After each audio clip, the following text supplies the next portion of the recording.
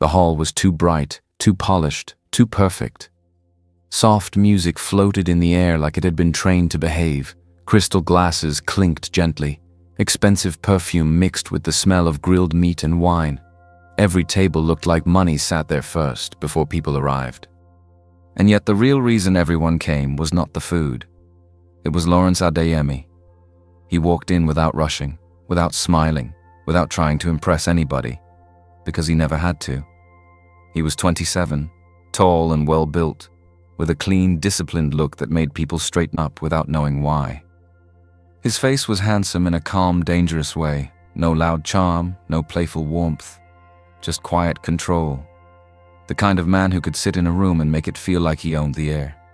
People rose almost immediately, not because someone told them to, because that was what you did when Lawrence entered. 2 years away, they said. 2 years of staying out of sight, out of reach, out of gossip. Now he was back, and the room wanted to be the first to remind him that it still remembered his name. A friend with a loud laugh raised his glass. "Everybody," the man announced, "let's welcome our own Lawrence Adeyemi. He came back today. Let's toast." Chairs scraped, glasses lifted. "To Lawrence. To the man who disappears and returns like he never left." Lawrence gave a small nod, nothing more. His eyes moved over faces the way a blade moves over fabric, clean, quick, and cutting through to the truth underneath. Another man leaned closer, grinning as if they were still boys. "How have you been these 2 years?" he asked loudly, hoping to make everyone laugh. "We heard where you went. No women around you at all. Are you not going mad?" A ripple of laughter swept the hall. Someone else joined in, the kind of person who enjoyed talking too much because it made him feel important. "Lawrence doesn't need women," he said with a mock-serious tone. "He's the most aloof man in the whole city, the most unattainable. Tell me, what kind of woman can even catch his eye?" More laughter, more teasing. Lawrence did not laugh. He did not defend himself. He didn't even look offended.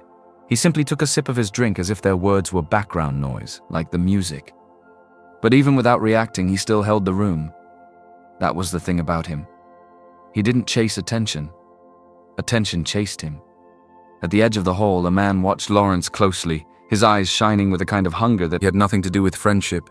His suit was fine, his smile was wide, and his confidence looked forced, like a mask he wore daily. His name was Mr. King. He moved with the boldness of a man who always wanted to be seen beside power, even if it meant standing too close to fire. When he finally approached Lawrence's table, he acted like they were equals. "Lawrence," he said, voice smooth, "I have something for you today. A gift." Lawrence turned his head slightly. His eyes met Mr. King's eyes, and the smile on Mr. King's face almost cracked for half a second. "What kind of gift?" Lawrence asked, calm. Mr. King chuckled, waving his hand like it was nothing serious. "Not here," he said quickly. "Some things are better. Private. Come." Lawrence did not stand immediately. He looked around the hall once more, at the people pretending not to stare, at the women whispering behind their glasses, at the men trying to act like they weren't desperate for his approval. Then he stood. The movement alone made the room quiet for a moment. Mr. King led him away from the bright hall, down a quieter passage where the music became faint. They walked past a guarded door. Another man was waiting there, silent, stiff, eyes lowered. This was Mr. Stone. He did not greet Lawrence with words, he greeted him with fear. Mr. King opened the door as if unveiling something precious. "Come in," he said. Inside, the light was dimmer, the air was colder, and standing near the wall was a young woman who looked like she had been placed there, not invited. Her clothes were simple and worn. Her hands were tense at her sides. Her breathing was not steady. Her name was Adunni Abayomi. She was 22, slim, with a tired face that tried hard not to show how scared she was. Her eyes moved quickly, watching, calculating, begging without words. The moment Lawrence stepped in, her body stiffened the way a person stiffens when they know escape is not guaranteed. Mr. King spoke proudly, like he had just bought a new car. "This is the person you asked for," he told Lawrence, his voice full of triumph. "Look at her properly." Adunni's lips parted. Her throat moved as if she wanted to speak, but the fear swallowed the sound. Mr. King walked around her slowly, showing her off like merchandise. "Lawrence," he continued, "what do you think? Do you like her? I had Mr. Stone keep her for me for 3 months." Mr. Stone shifted uncomfortably at the mention of his name. Mr. King smiled wider. "Pure," he added, as if that word was the greatest achievement a human being could have. Not only is she beautiful, she's untouched. Adunni's eyes filled instantly. "Please," she whispered, voice shaking. "Please, I didn't do anything. I don't belong here." Mr. King laughed. "Oh, so you can talk," he said. "Now you want to pretend you are a saint?" Adunni stepped back, her shoulders hitting the wall. "Please let me go," she begged again, louder now. "I'm begging you, please." Mr. King's laughter deepened. "Once you enter this door," he said, leaning close to her face, "you're just a plaything. Why are you acting so virtuous?" The words hit Adunni like a slap.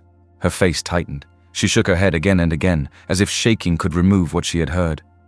Lawrence watched the scene without expression. Not shock. Not pity.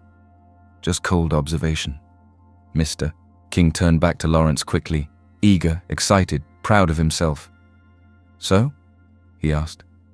"Is she good?" Lawrence didn't even step closer. He glanced once like someone inspecting an item he didn't ask for. "I don't need her," he said plainly. The sentence landed hard. Adunni's eyes widened, not with relief but with confusion. She didn't know whether to believe it. Mr. King blinked, then chuckled like Lawrence had just told a joke. "Ah," he said, spreading his hands, "so you don't want someone this pure?" He turned toward Adunni with a grin that made her stomach drop. "Then I won't hold back," he said. "I'll take her for myself." Adunni's breath caught. Her hands rose slightly as if she could shield herself from what was coming. "No," she whispered, voice breaking. "Please, please." Lawrence's gaze sharpened. Something changed. Not softness, not mercy. Something else. Possession. Pride. The feeling of being challenged in his own presence. Mr. King stepped toward Adunni, still smiling. And then Lawrence spoke again, voice calm but heavier this time. "This woman. I'll take her." The words were still hanging in the air when Mr. King's smile returned, slow and satisfied, like he had still won something. "Perfect," he said, stepping back. "Then she's your problem tonight." Adunni didn't even understand what was happening fast enough. One moment she was begging, the next moment decisions were being traded over her head like money. Her lips trembled, her eyes were wet, her whole body felt small. Lawrence didn't look at her with comfort. He looked at her the way a man looks at something he has claimed, calm, sure and cold. "Move," he told Mr. Stone, without raising his voice. Mr. Stone quickly opened another door, leading into a private room that smelled like expensive cologne and clean sheets. The kind of room built for people who never expected to hear the word no. Lawrence walked in first. Adunni followed because she had no other choice. The door closed behind them with a quiet click that sounded too final. Silence dropped between them. Adunni stood near the edge of the bed, hands clenched tightly in front of her. She couldn't sit. She couldn't breathe properly. Her heart was beating so hard it almost hurt. Lawrence loosened his cufflinks slowly, like he had all the time in the world. Then he looked at her again. "You university girls," he said, voice flat. "You have plenty ways to make money." Adunni's throat tightened. He continued like he didn't care whether she was bleeding inside. "How much did they pay you?" Adunni stared at the floor. Her shame was so heavy she couldn't lift her face. She didn't defend herself. She didn't explain. Not because she didn't have a reason, because she knew men like him didn't ask questions to understand. They asked questions to judge. I just need money," she managed to say softly. Lawrence gave a short laugh. Not happy, not friendly, just sharp. "So you sell yourself," he said, as if it was already decided. "That's what you do." Adunni swallowed. Her eyes burned. She felt dirty, even though she had done nothing wrong. She wanted to scream that she wasn't like that.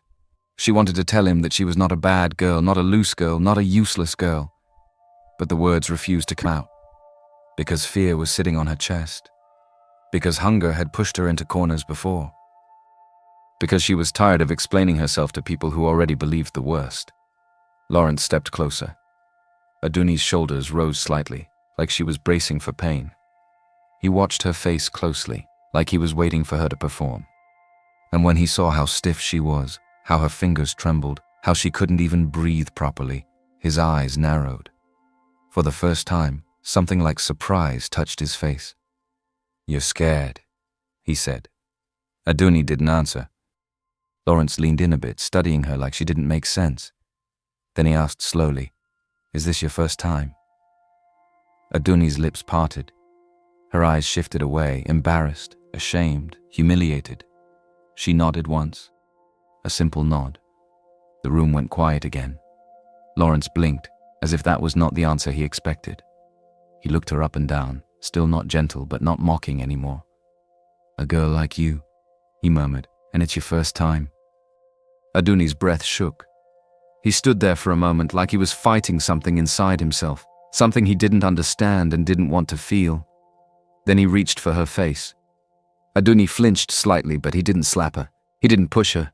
He simply touched her cheek with 2 fingers, slow and controlled. His eyes held hers, and without warning he kissed her. Adunni froze for a second, shock rushing through her body like cold water. Then something else followed. Not desire the way people talked about it. Something softer, more confusing. The kind of longing that rises when you've been starving for kindness so long you can mistake possession for care. Her lips moved back against his nervously. Lawrence's hand slid to her waist, pulling her closer as if he had finally decided what he wanted. The kiss deepened. Adunni's fear did not vanish, but it shifted, mixing with a strange warmth that made her chest ache. That night the world reduced itself to that room, to the bed, to the soft sheets and the silent ceiling, to Adunni trying to survive what she couldn't change, to Lawrence taking what he believed belonged to him and still, somewhere in the middle of it, being pulled by something he didn't name. When morning finally came, pale light slipped through the curtains. Adunni sat up slowly, her body sore, her throat tight, her mind foggy. Lawrence was still asleep beside her, lying like a man who never carried consequences. Adunni stared at him for a moment. He looked peaceful. She didn't feel peaceful. She didn't feel like herself. Quietly, she got up. She gathered her things with shaking hands. She didn't look back twice because she was afraid that if she did, she might break down right there. She left the room with the kind of silence people leave with after something has changed forever. Later that day, Lawrence sat in a private lounge with the same friends who had toasted him the night before. The atmosphere was relaxed again. Laughter, drinks, expensive comfort.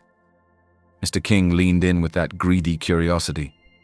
"So, Lawrence?" he asked, grinning. "How was it?" Lawrence leaned back slightly, face calm, eyes bored. "Not really," he said. "She was just clueless." "Mr. King laughed. "Then give it to me." Lawrence's eyes lifted slowly. The air changed. "My things," he said, voice low, "are not for giving away." The smile on Mr. King's face faded. Even the others felt it, something in Lawrence's tone that wasn't playful. It wasn't about enjoyment. It was about ownership. Adunni did not go to any lounge. She went straight to where her real life waited for her. A small, tired house that always felt like stress lived there permanently. The moment she stepped outside, she called home with hands that still shook. The phone rang twice before her mother picked. "What is it?" her mother snapped immediately, as if Adunni had called to disturb her peace, not to save a child's life. "Mummy, it's me," Adunni said, voice low. "You brat," her mother hissed. "Have you gotten the money or not? Your brother fainted again today." Adunni closed her eyes. "I'm working on it," she whispered. "Hurry up," her mother shouted. "You think I sent you to school to come and be forming big girl? What did school help you? Money is what we need. If that boy dies, you will not live peacefully. Hear me?" The call ended with a harsh breath. Adunni stood there holding her phone like it weighed 1,000 kilos. Her chest tightened. Since their father died, her mother had not looked at her like a daughter again, only like a solution, only like a cash machine. She swallowed the lump in her throat and called the hospital. When the doctor answered, the voice was professional, but the message was frightening. Femi Abayomi's liver condition is getting worse, the doctor said. His liver function tests have dropped again. We're seeing signs that his body is struggling to cope. Fatigue, swelling, and the toxins are building up faster than they should. Adunni gripped the phone tighter. So, what does that mean? She asked, even though she already knew it was bad. It means we can't keep managing him with temporary treatment, the doctor replied. We need to act in stages. First, there's a deposit, 150,000, to secure his care, stabilize him, and keep monitoring him properly. After that comes sustained treatment, and if a suitable donor option or major liver procedure is secured, the full cost can rise to 1 million. 1 million? Adunni's stomach sank. Doctor, he's only 12, she whispered. I know, the doctor said gently. That's why we're being urgent. But Adunni, the earlier we move, the better his chances. Adunni ended the call slowly. For a moment she just stood there staring at nothing. Then she wiped her face quickly, even though nobody was watching. Femi was the only one in that house who still looked at her with pure love. Femi was the only one who still called her my sister with pride. Femi was the only one who noticed when she was sad and tried to make her laugh with his small jokes. If she lost him, she would lose the only safe part of her life. She inhaled shakily, and she made the promise again, this time with anger in it, not just fear. I will save you, she whispered, no matter what it costs me. The words felt brave in her mouth, but the truth was, she had no idea how she would do it. She only knew she had to. By evening, Adunni was back where she always ran to when life squeezed her too hard. Work. The place was a small bar restaurant with dim lights and loud music that never fully matched the mood of the people inside. Men came there to act rich. Women came there to be seen. Everyone came there to forget something, even if only for one night. Adunni wore the same plain black uniform the manager provided.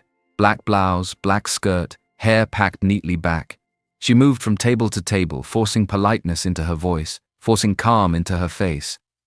Her mind wasn't in the restaurant. Her mind was with Femi. With hospital smells and lab numbers and that heavy sentence, 1 million. Her legs were already tired when she got called to a table near the corner. A man sat there with expensive perfume and the kind of arrogance that didn't even try to hide. 2 friends sat with him, laughing loudly. Their table was crowded with bottles and half-finished plates. Adunni approached with a tray. Good evening, sir, she said softly. What can I get for you? The man barely glanced at her. Be quick, he said. You people like wasting time. Adunni swallowed the sting and nodded. As she reached to place a glass down, the man suddenly moved his arm, careless and sharp. The glass slipped. A splash of drink jumped across the table, spilling right onto his shirt. Time stopped. The man stared at his shirt like something sacred had been insulted. His friends went quiet for 1 second. Then they laughed. Adunni's heart dropped into her stomach. I'm so sorry, she rushed out, grabbing napkins with trembling hands. I'm so sorry, sir. I didn't mean... The man's face twisted. Are you mad? He snapped. Do you know how much this shirt costs? I'm sorry, Adunni repeated, voice shaking now. Please, let me clean it. He slapped her hand away. Get away from me. The manager appeared almost immediately, sweating and bowing like his life depended on that customer's mood. What happened? The manager asked quickly, already knowing. She poured drink on me, the man said coldly, pointing at Adunni as if she was dirt.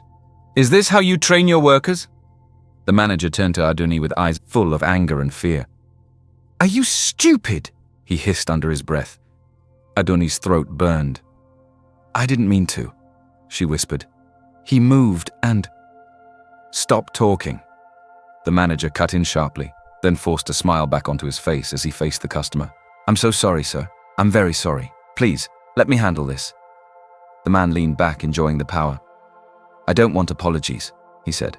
I want her gone. Now. The manager didn't hesitate.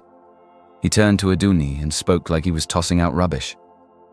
Adunni, he said loudly. "How dare you offend a customer? Don't bother coming tomorrow, you're fired."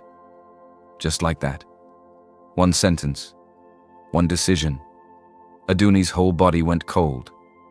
"Please," she whispered quickly, stepping closer. "Please, sir, I need this job. I beg you." The manager's face tightened. "Get out before you make it worse." The laughter from the table returned, louder now, like they were watching a show.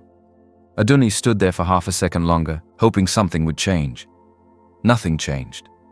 She dropped her eyes, turned, and walked out as fast as she could without running. Outside, the night air hit her like a slap. Her hands shook as she pulled out her phone. It still needs 50,000. She couldn't even breathe properly. She had managed to gather part of the deposit with pure suffering, small earnings, endless shifts, hungry days, but she still needed 50,000 naira urgently to complete what she had promised. And now the one job she thought could help her get there had disappeared in one sentence. Adunni leaned against the wall outside the restaurant, blinking hard so the tears wouldn't fall. "Where will I get 50,000 so fast?" she murmured. A voice came from behind her. "Adunni!" She turned quickly. A young woman stood there holding her handbag, looking concerned. Her face was familiar. Lucy Adebayo. Lucy was one of the few people in school who had ever been kind to Adunni without asking for anything in return. Not close like best friends, but close enough for Lucy to notice when Adunni stopped coming to class regularly. Close enough to notice stress living on Adunni's face. "Adunni, what happened?" Lucy asked softly. Adunni tried to smile, but it came out shaky. I lost my job," she said. Lucy's eyes widened. "Just like that?" Adunni nodded, swallowing hard. Lucy stepped closer. "Is it money again?" Adunni hesitated. Then she nodded again because there was no point lying. Her life had become one long money problem. Lucy looked around once, then lowered her voice. "Do you want me to introduce you to a job?" she asked carefully. Adunni's eyes lifted immediately, hope and fear mixing together. "What kind of job?" she asked. Lucy paused, like she was weighing whether to say it. "It's a cook job," she said finally, "at a villa, the Adeyemi family." Adunni blinked. "The Adeyemi family?" Lucy nodded. "Yes, the salary is very high." Adunni's heart beat faster, but a new fear rose too. "Why is it available?" she asked quickly. "Is it dangerous?" Lucy shook her head. "It's not dangerous like that," she said, "but it's not easy. They want someone who can cook well, and it will require you to take leave from school." Adunni felt her throat tighten again. Leave from school. She had already suffered through too much just to be in school at all. She had worked so hard, endured insults, endured hunger, endured nights where she studied with tired eyes and shaking hands. She had held on to school like it was her one chance to escape the life her mother kept pushing her into. But Femi's face flashed in her mind. His small body on the hospital bed. His voice trying to sound strong. "I don't want you to work so hard because of me." Adunni's eyes filled again. "I can't lose him," she whispered, more to herself than to Lucy. Lucy touched her arm gently. "Adunni, what's going on?" Adunni breathed in slowly. "My younger brother," she said, voice cracking. "He's very sick. I need money urgently." Lucy's face softened fully now. Adunni wiped her eyes quickly. "How do I get the job?" she asked, her voice steadying with desperation. "Please, I'll do it." Lucy nodded immediately, relieved she could help. "If you're willing," she said, "I'll speak to the person in charge, Mr. Lyon. He's the one managing the villa staff. I can put in a good word so you can get an interview." Adunni's lips parted in disbelief. "Really?" "Yes," Lucy said firmly. "But you have to be serious. It's not like your part-time shifts in school. It's a full responsibility." Adunni nodded fast. "I'm serious," she said. "I'm willing." Lucy reached into her bag and took out her phone. "Good," she said. "I'll send you the address. Go there tomorrow. And Adunni, go and cook like your life depends on it." Adunni let out a breath that sounded like a broken laugh. "It does," she whispered. Because at that point, it truly did. She took Lucy's phone details like someone holding a lifeline. Then she looked up at the night sky for a second, dark, wide, and silent. School could wait. Pride could wait. Her own comfort could wait. But Femi's life could not. So Adunni made the decision without looking back. If taking leave from school was the price, she would pay it. Because her brother was not just sick. The next morning, she woke up before dawn, bathed quickly with cold water, and stood in front of the small mirror in her room. Her eyes looked heavier than her age. She tied her hair neatly, wore her simplest clean clothes, and packed a small nylon bag with the few ingredients Lucy advised her to carry. Nothing fancy, just what she could afford. As she stepped out, her phone buzzed. Lucy Adebayo's message was short. Be confident. Cook from your heart. Adunni stared at it for a moment, then tucked her phone away. She didn't have confidence, but she had desperation. And sometimes, desperation cooked better than confidence. The villa was not just big. It was the kind of place that made you feel like your whole life had been spent in the wrong world. Tall gates, trimmed flowers, smooth driveways, security men who looked like they were trained to never blink too much. Adunni hesitated at the gate, then forced her shoulders back and walked in when she was called. Inside the compound, she met other women too, some older, some younger, all looking tense in their own way. Their clothes were cleaner, their posture more confident. Some even looked like they had been preparing for this kind of job their whole life. Adunni felt small again. But she swallowed the feeling and followed the group into a staff interview area that smelled of fresh cleaning products and expensive air freshener. A man stood at the front holding a clipboard, face serious. This was Mr. Lionel Okiki. He looked to be in his early 40s, solid build, deep voice, the kind of man who had worked around wealthy people long enough to learn how to speak with authority without shouting. His shirt was neatly tucked, and his eyes were sharp, like he noticed every detail. He scanned the women with a calm, professional expression. "You're here for an interview," Mr. Lionel said. "The requirement is simple." He lifted his clipboard slightly like he was reading from something that didn't need extra drama. "Each of you will cook one dish." The women murmured. Mr. Lionel raised a hand to quiet them. "No specific dish is required," he continued. "This is your chance to show your skills, understood?" "Yes, sir," the women answered. Adunni's heart beat harder. Cook one dish. Just one. But it had to carry her brother's life inside it. They were taken into a large kitchen that looked like a restaurant kitchen. Shiny surfaces, multiple burners, neatly arranged spices, and utensils that looked like they had never been used by someone tired. Each candidate was given a space. Adunni washed her hands slowly, breathing in and out, trying to calm the shaking in her fingers. Then she started. She did not cook anything complicated. She cooked what she knew, what her body remembered, what her hands could do even when her mind was falling apart. The kitchen filled with different smells, some spicy, some heavy, some sweet. Pots clanged, gas burners hissed. Women whispered and watched each other like it was a silent competition. Adunni focused only on her own pot. She stirred gently, tasting quietly, adjusting carefully. She wasn't cooking to impress. She was cooking to survive. Not long after, footsteps entered the kitchen. The air shifted again. A woman walked in with quiet authority, the kind that didn't need shouting to be respected. Her name was Mrs. Adeyemi. She was in her late 50s, elegant even in simple home clothing. Her wrapper was expensive without looking loud, her blouse neat, her hair covered with a clean scarf that still managed to look graceful. Her face carried the dignity of a woman used to being obeyed. Two staff followed behind her, including Mr. Lionel. Mrs. Adeyemi didn't speak immediately. She simply walked slowly through the kitchen, breathing in the different dishes as if her nose could tell her what her eyes could not. Then she stopped, right in front of Adunni's cooking station. Her eyes narrowed slightly, not in anger, more like shock. She leaned closer, inhaled the smell again, slower this time. Adunni's stomach tightened. Had she done something wrong? Mrs. Adeyemi's face changed. Her lips parted slightly. For one brief moment, her eyes looked far away, like she was seeing something that wasn't into that kitchen. "This smell," Mrs. Adeyemi whispered. Mr. Lionel stepped forward. "Madam?" Mrs. Adeyemi didn't answer him at first.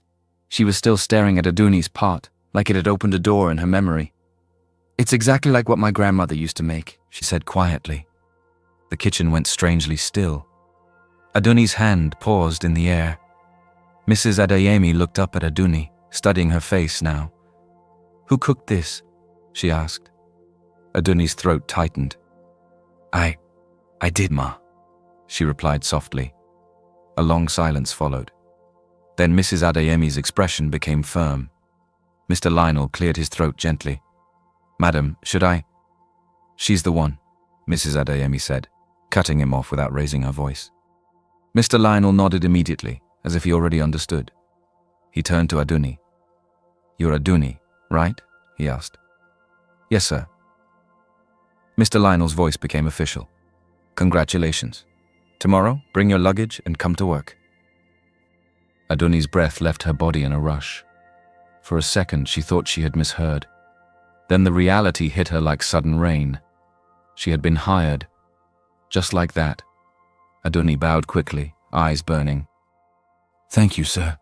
Thank you, Ma. Mr. Lionel gave a small nod. Mrs. Adeyemi didn't smile, but her gaze softened slightly, like she had already accepted Adunni's presence in her home. Adunni walked out of the kitchen feeling dizzy.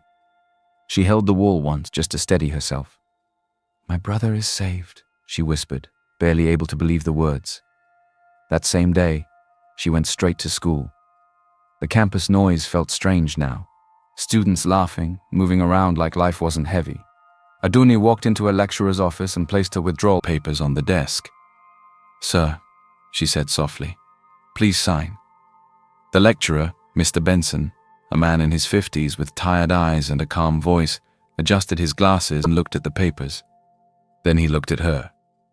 Adunni Abayomi, he said slowly, you have excellent grades. Adunni lowered her eyes. You're one of the rare talents in this department, Mr. Benson continued. It's such a pity to withdraw now. Why would you ruin your future like this? Adunni's fingers clenched. She wanted to tell him the truth. She wanted to say, Sir, my brother is 12. He may not survive if I don't do this. But her throat tightened. If she opened her mouth too much, she might start crying, and once she started, she might not stop. So she chose the simplest truth she could hold. I just need to settle something, she said quietly. I'll resolve it quickly. And come back. Mr. Benson studied her for a long moment. Then he sighed, like a man who had seen life break too many young people. All right, he said, signing the papers. But don't forget your promise. Adunni nodded. I won't, sir. She collected the papers and walked out. Outside, she paused and stared at the sky for a moment. She had just stepped off the path of her future to save the one life that still gave her hope. The next morning, Adunni arrived at the Adeyemi mansion with a small bag and a tight heart. Mr. Lionel Okiki met her at the entrance, gave her a quick tour, explained rules, and handed her a simple staff uniform. You will be in charge of cooking, he said. Do your work well. Be respectful. Madam likes quiet, hard-working people. Yes, sir, Adunni replied. She spent the morning cleaning, arranging, learning where everything was kept, and trying to convince herself she could survive in a house like this without shaking too much.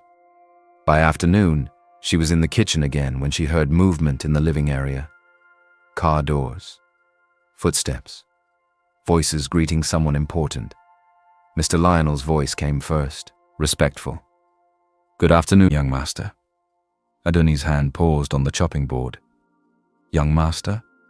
She heard another voice, deep, calm, familiar in a way that made her stomach drop.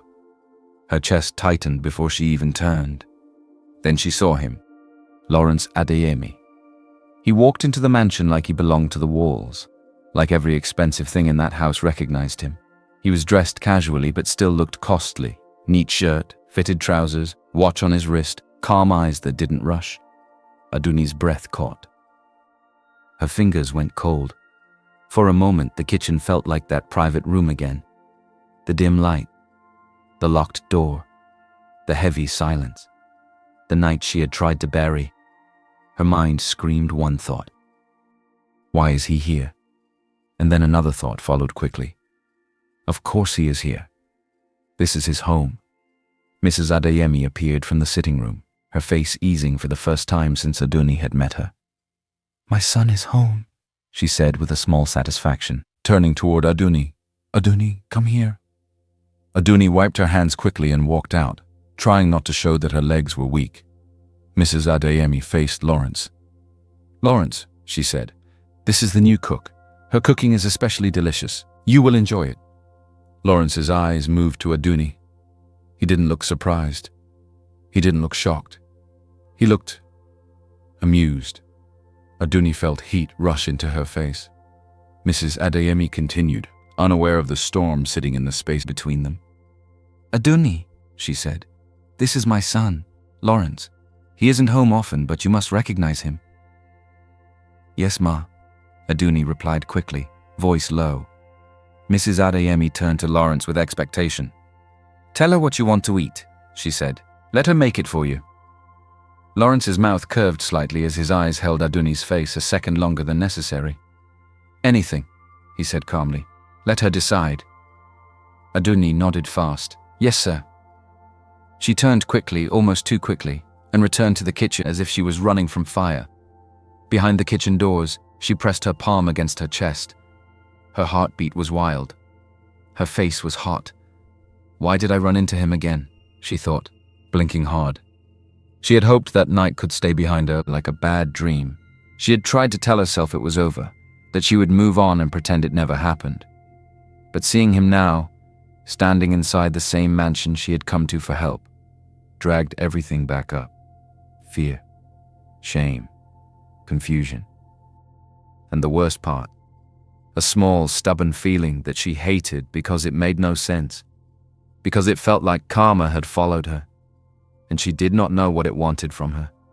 She forced herself to breathe, then returned to the stove, because in this house, emotions did not matter. Only results did. She cooked. She plated the meal neatly. She carried it out with steady hands, even though her insides were shaking. Lawrence sat at the dining table like a man who owned silence. Mrs. Adeyemi sat not too far, watching proudly as if she had personally hired a miracle. Adunni placed the plate in front of him and stepped back politely. Lawrence took one bite. He chewed slowly. Then he looked up at her, eyes calm and dangerous. "Pinkish white," he said, voice low, tasting the shrimp again as if he was tasting her. Crisp, tender. Mrs. Adeyemi smiled. "I told you." Lawrence's gaze didn't leave Adunni. "And delicious," he added. Adunni felt her face burn. Mrs. Adeyemi misunderstood and nodded. "Of course it's delicious. That's why I hired her." Lawrence tilted his head slightly, his eyes sliding over Adunni's body in a way that made her feel exposed. "The food is delicious," he said smoothly, "and the cook is delicious too." Adunni's breath caught. Her fingers tightened at her sides. "Madam," she said quickly, bowing her head, "there's still something in the kitchen. I'll go now." She turned and walked away fast, almost running. Behind the kitchen doors, she held her cheeks like they were on fire. She hated how her body reacted to him. She hated how the memory of that night refused to stay buried. And most of all, she hated the fear that kept whispering, "This is not over." That night, the mansion grew quiet. The kind of quiet that came after rich people slept, when only security lights and soft footsteps remained. Adunni lay in her small staff room, staring at the ceiling. Sleep refused to come. Every time she closed her eyes, she saw Lawrence's face, his mouth, his hands. She had washed herself that morning like she was trying to scrub off memory, but the memory had settled deeper than skin. A soft knock came. Adunni sat up sharply. Another knock followed, firmer this time. Her throat tightened. She already knew who it was. She opened the door slowly. Lawrence stood there in a dark shirt, sleeves rolled up, looking like someone who had not come to talk. His face was calm, but his eyes carried a hard edge. Adunni's heart dropped. "Mr. Lawrence," she whispered. He stepped closer without asking permission. "Don't you remember me?" he asked. Adunni swallowed. She forced a blank look onto her face, even though her mind was screaming. Remember him? How could she not?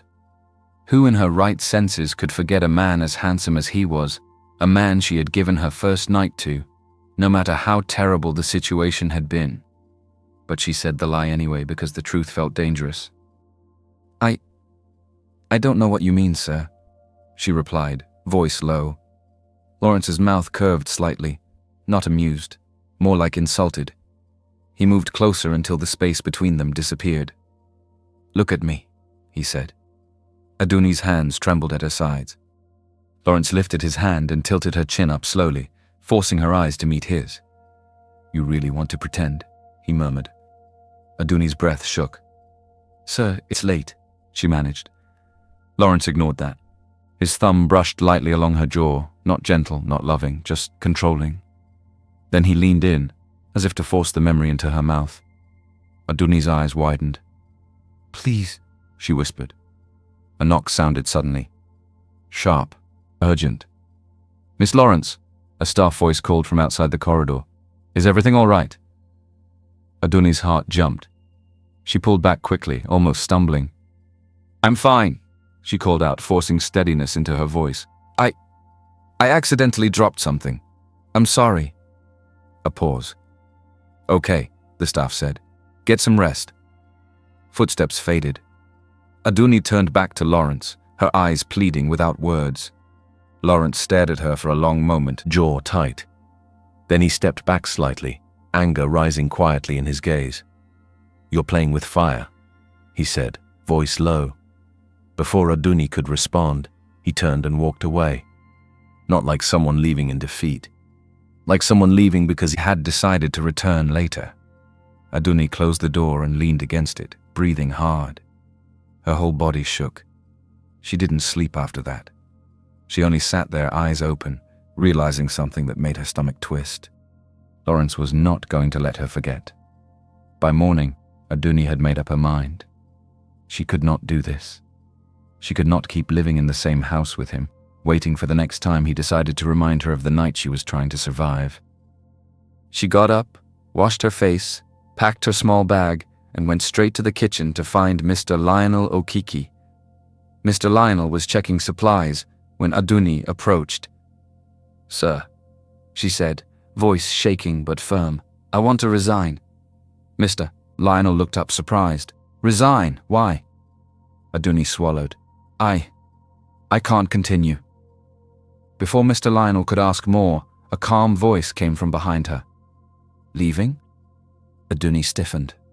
Lawrence stood there, hands in his pockets, eyes sharp. Mr. Lionel straightened. Young master. Lawrence ignored him and looked only at Adunni. You want to quit, he said. After one night you're already running. Adunni's face burned. It's not like that, she whispered. Lawrence stepped closer. Don't you want the money? He asked quietly. Adunni's throat tightened again. The word money hit her where it hurt most. Lawrence's eyes held hers. The price is the same as last time, he said. Adunni felt like something cracked inside her. So that was it. That was what he saw her as. A thing with a price tag. Adunni's hands trembled. She wanted to scream at him. She wanted to slap him. She wanted to tell him that she was not a prostitute, that she was only desperate, that her brother was dying, that she had no one. But all she could see was Femi's small face. All she could hear was the doctor's voice. 1 million. Adunni swallowed hard, forcing herself not to cry. She lowered her gaze. I'm not doing that again, she said softly. I will cook. I will work. But I'm not selling myself.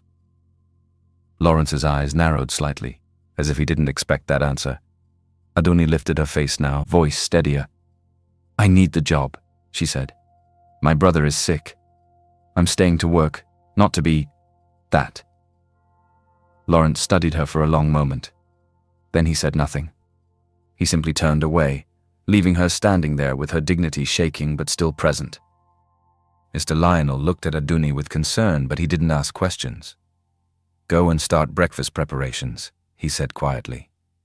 Yes, sir, Adunni replied, grateful for the escape. That afternoon, the mansion became busy again. Relatives were coming. Extra cooking. Extra plates. Extra noise. Mrs. Adeyemi supervised staff with energy, making sure everything looked perfect. Be sharp, she told them. We are hosting family. Adunni kept her head down and focused on cooking, trying to calm her mind. Then voices sounded at the entrance. A young man walked into the mansion like he owned the heir. He wore expensive clothes, a confident smile, and the kind of arrogance that came from being born into wealth. This was Felix Adeyemi, Lawrence's cousin. In his mid-20s, clean-shaven, charming on the surface, but his eyes moved like a man who took what he wanted without apology. Mrs. Adeyemi greeted him warmly. "Felix, you've come." Felix smiled. "Auntie, you know I can't miss family food." He laughed and sat comfortably, already acting at home. Adunni came out with a tray, serving drinks and small snacks. The moment Felix saw her, his smile paused. His eyes locked on her face, and then slowly drifted downward like he was tasting her with his gaze. Adunni felt uncomfortable immediately and tried to move away. But Felix's eyes followed her. He leaned toward Mrs. Adeyemi casually. "Auntie, who is that?" "Mrs." Adeyemi waved it off. "That is our new cook." Felix's interest deepened. When Adunni returned with another tray, Felix reached out and touched her wrist lightly. "Hey," he said softly, like they were familiar. "What's your name?" Adunni pulled her hand back politely. "Adunni, sir." Felix smiled wider. "Adunni." He repeated it like he liked the taste. Then, without shame, he said it. "Be my girlfriend." Adunni froze. People were around. Staff were moving. Mrs. Adeyemi was talking to another relative. Felix's tone sounded playful, but his eyes were serious. Adunni stepped back. "I'm sorry, sir. We're not a good match." Felix's smile tightened. "You don't even know me," he said. "How do you know?" Adunni kept her voice respectful. "Please, I'm here to work." Felix leaned forward, his tone dropping. "Adunni," he said, "it's your good fortune I'm even looking at you. Don't push your luck." Adunni's heart began to race. "Let go of me," she whispered, because his hand had found her wrist again. Felix's grip tightened. "Why are you playing hard to get?" he hissed. "If I don't get you once, I'm not an Adeyemi." Adunni's throat went dry. She tried to pull away again. Felix pulled her closer instead, his mouth near her ear. "This is the Adeyemi family," he murmured. "I'm Lawrence's cousin. You're just a small cook. With one word from me, they will hand you to me." Adunni's eyes filled with tears instantly. Fear rose fast. Because she could tell, Felix didn't see her as a human being either. He saw her as something to claim. Adunni tried to step back again, but Felix's grip tightened like he was holding a rope. "Please," she whispered, voice shaking. "Leave me alone." Felix's mouth curled. "You're acting like you're not enjoying it," he said, lowering his voice. "You rejected me at school and I lost face. Do you know what that did to me?" "I don't know what you're talking about," Adunni said, pulling weakly. "I'm not your—" Felix tugged her closer. "I was just wondering how I'd find you," he hissed. "And now you walked right into my house." Adunni's breathing became sharp. "This is not your house," she managed. Felix laughed softly like she was funny. "It's my family's house," he corrected, "and you're just staff." A door down the corridor opened. Two maids stepped out with folded linens, then froze when they saw Felix gripping Adunni. Their eyes widened, but instead of helping, they exchanged looks. One of them leaned close to the other and whispered, not as low as she thought. "See her," she muttered. "She's already seducing Sir Felix." The other maid scoffed. "These small girls that come to rich houses, they know what they are doing." Adunni's heart squeezed. Seduce? She was trembling. She was scared. She was begging. And they were calling it seduction. She tried to speak, but Felix used the moment to pull her harder, like he was confident that nobody would dare challenge him. The maids didn't move closer. They simply stared, then walked away quickly, already carrying the story in their mouths like hot bread. As they turned a corner, their voices floated back. "She thinks she can trap him. She's shameless. I even heard she came here because she likes rich men." They didn't know. They didn't care. And the worst part was this. Someone else heard too. Lawrence had been walking down the hallway, Already in a bad mood from the earlier tension he refused to name, he paused when he heard the gossip. His steps slowed, then stopped. He turned his head sharply. "What did you say?" His voice cut through the air. The two maids froze instantly. Nothing, sir," one stammered. Lawrence's eyes narrowed, cold. "You were talking about who?" he asked again. The second maid panicked and spoke too quickly. "Sir, it's the new cook, Adunni. She's with Sir Felix in the guest corridor. They said she was seducing him." Lawrence didn't respond. He didn't even blink. He simply moved. Fast. The maid stepped back as he walked past them like a storm that had chosen a direction. Adunni was still struggling when Lawrence arrived. He didn't announce himself, and he just appeared, quiet, sharp, dangerous. He took in the scene in one glance. Felix's hand locked around Adunni's wrist. Adunni's back pressed against the wall. Her eyes wet, her lips trembling. Felix leaning in too close. Lawrence's jaw tightened. "What are you doing?" Lawrence asked, voice calm, but the calm was worse than shouting. Felix turned quickly, startled. Then his face rearranged itself into innocence. "Lawrence," Felix said with a laugh, releasing Adunni only halfway. "Relax. It's nothing." Adunni stumbled back, clutching her wrist. Lawrence's gaze stayed on Felix. Felix lifted his hands like he was the victim. "This girl tried to seduce me," he said casually. "I was just—" "That's a lie," Adunni blurted out before the fear could stop her. Both men turned to her. Adunni's voice shook, but she forced it out. "He was trying to force himself on me," she said, tears spilling now. "I told him to leave me alone. He refused." Felix's expression hardened. "You're lying," he snapped. "You shameless girl." Lawrence moved so suddenly, Felix didn't even finish his sentence. Lawrence grabbed Felix by the collar and shoved him back hard. Felix staggered. Adunni flinched. "Try it again," Lawrence said quietly, "and I'll break your teeth in this house." Felix's eyes widened. "You can't talk to me like that," he said, voice rising.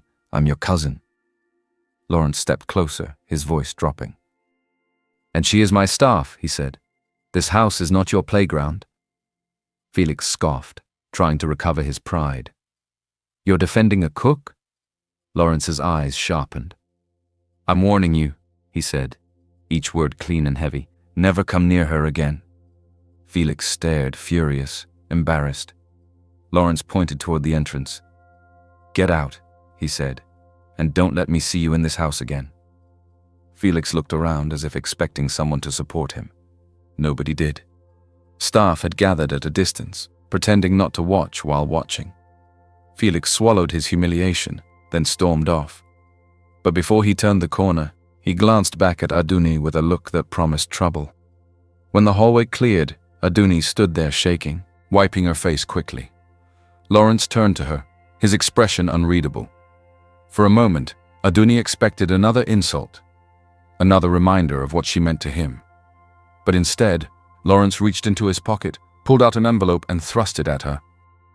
"Take," he said. Adunni stared at it. "What is it?" she asked, voice small. 100,000, he replied like it was nothing. "You're quitting this job." Adunni's stomach dropped. "Sir." "You will go back to school," Lawrence added, tone hard, "immediately."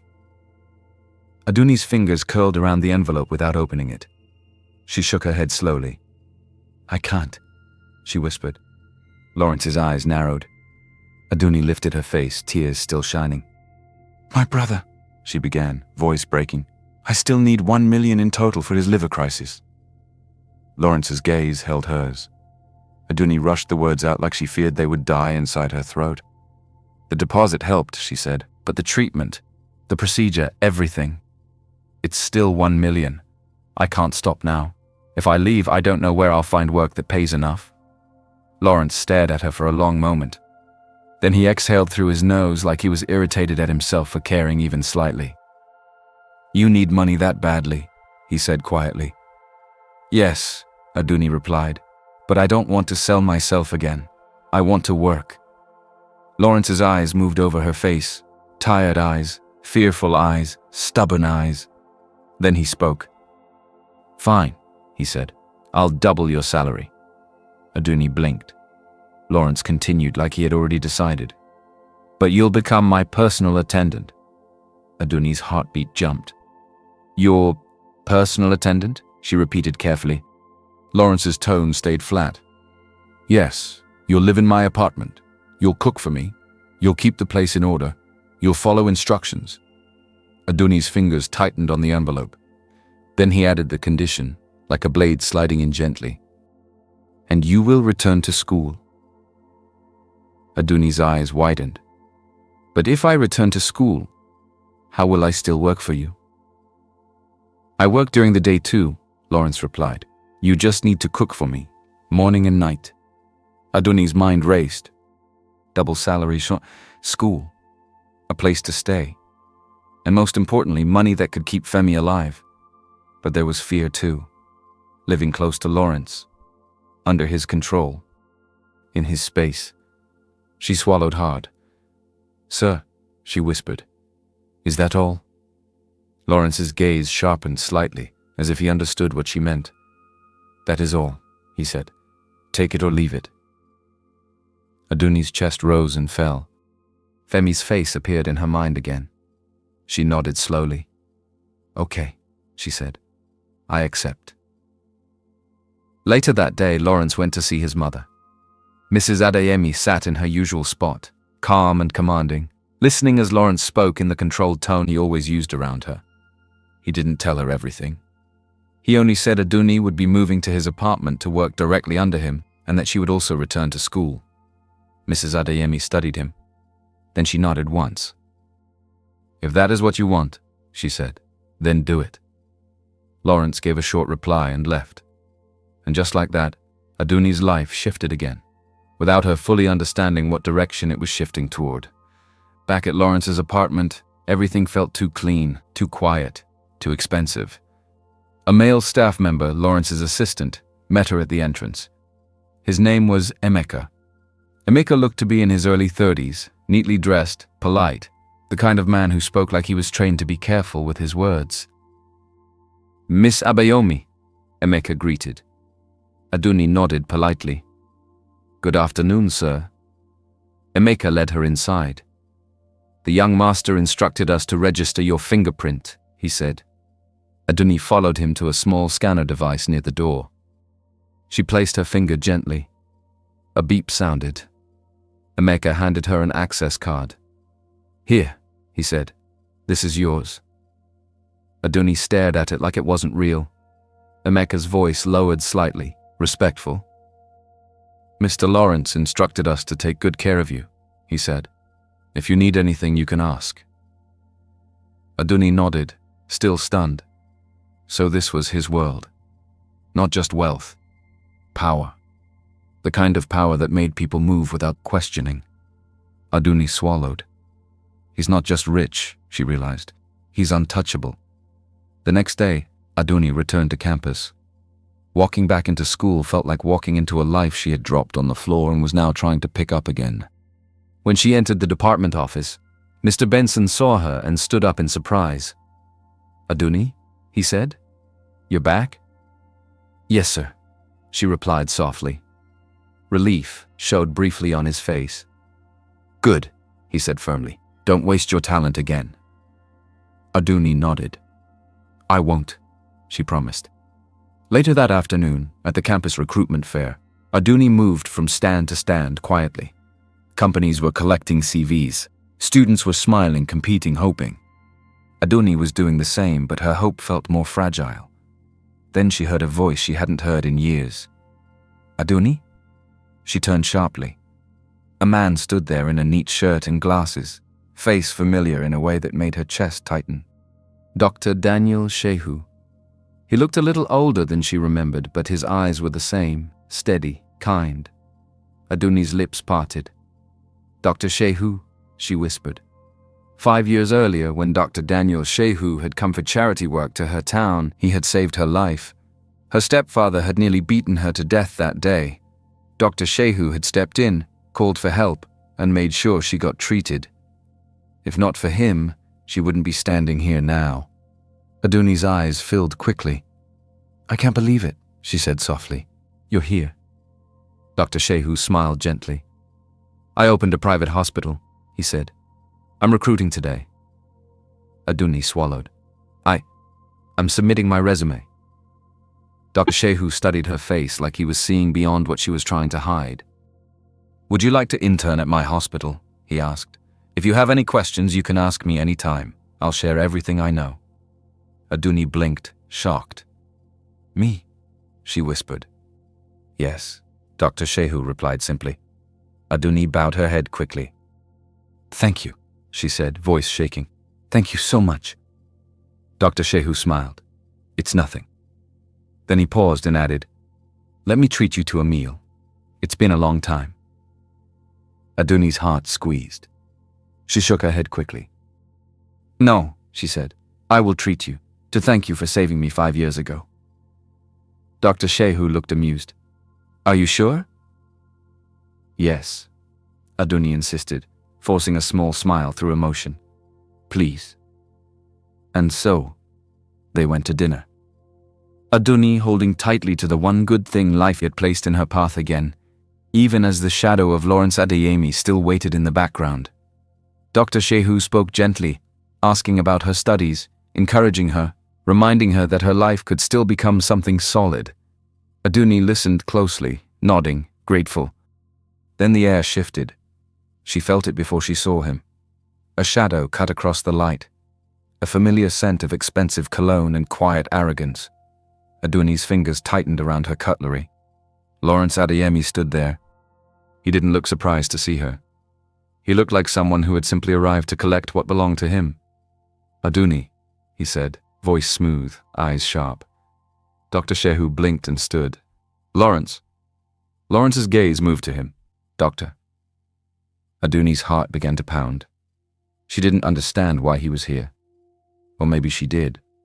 Lawrence glanced at the table, at the plates, at Adunni's posture, too comfortable, too relaxed. Then he pulled a chair without asking.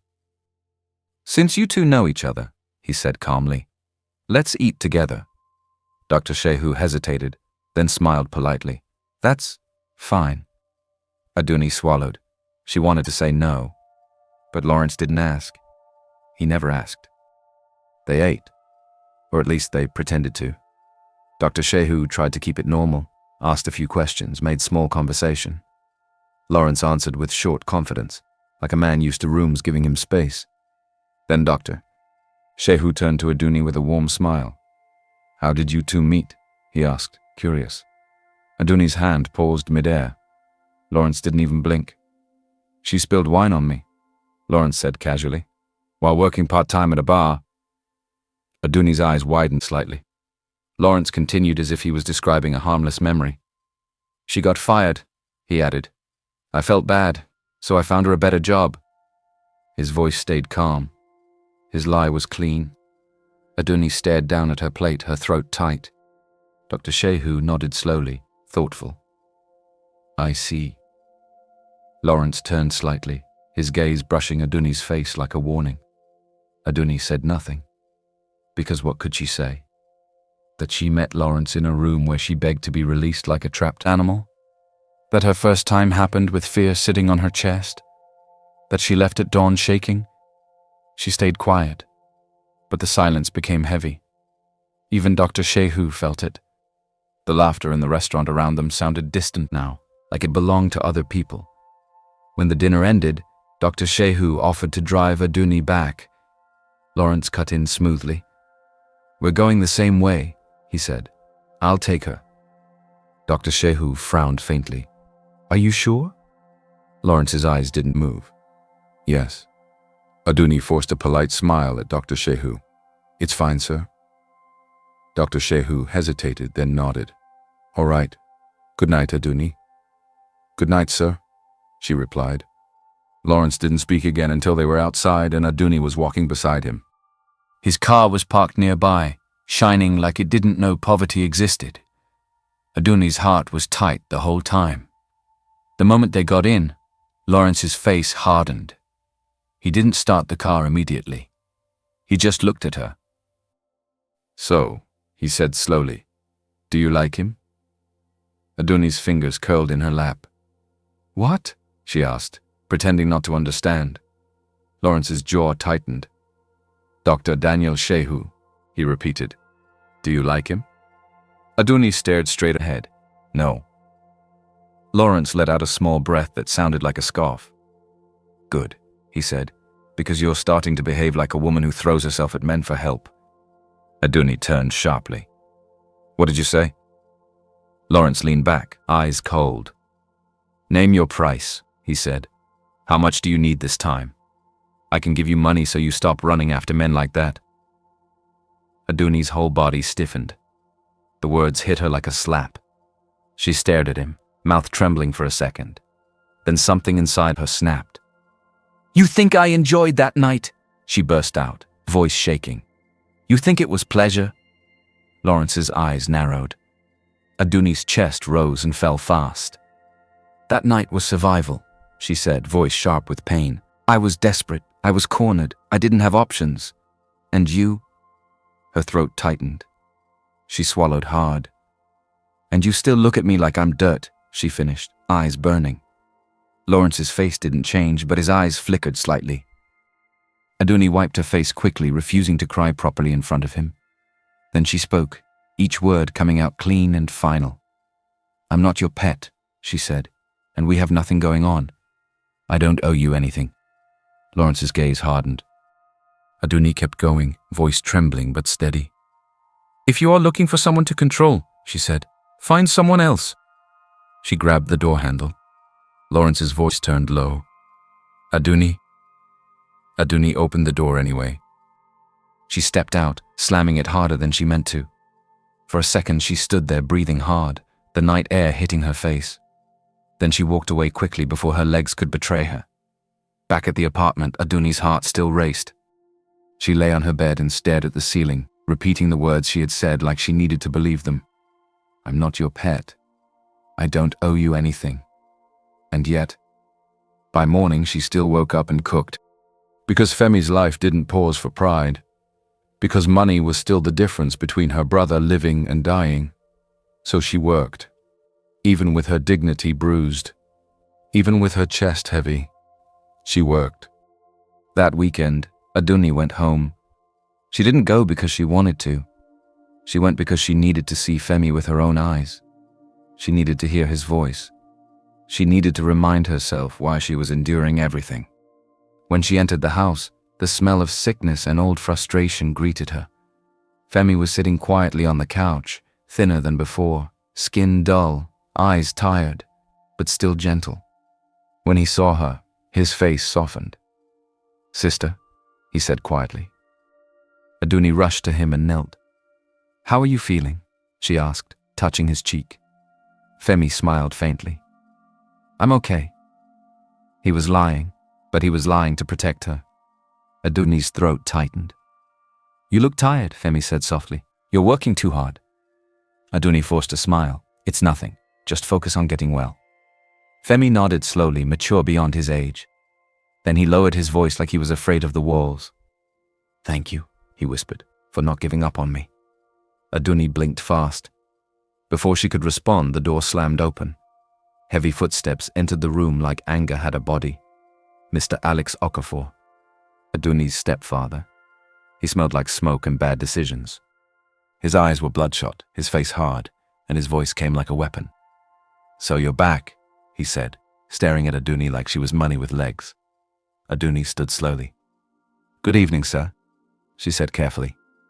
Alex laughed. Evening? He scoffed. Tell me something, Adunni. You got 150,000 naira in 1 week. Adunni's stomach dropped. Alex stepped closer. How? He demanded. How did you get that kind of money?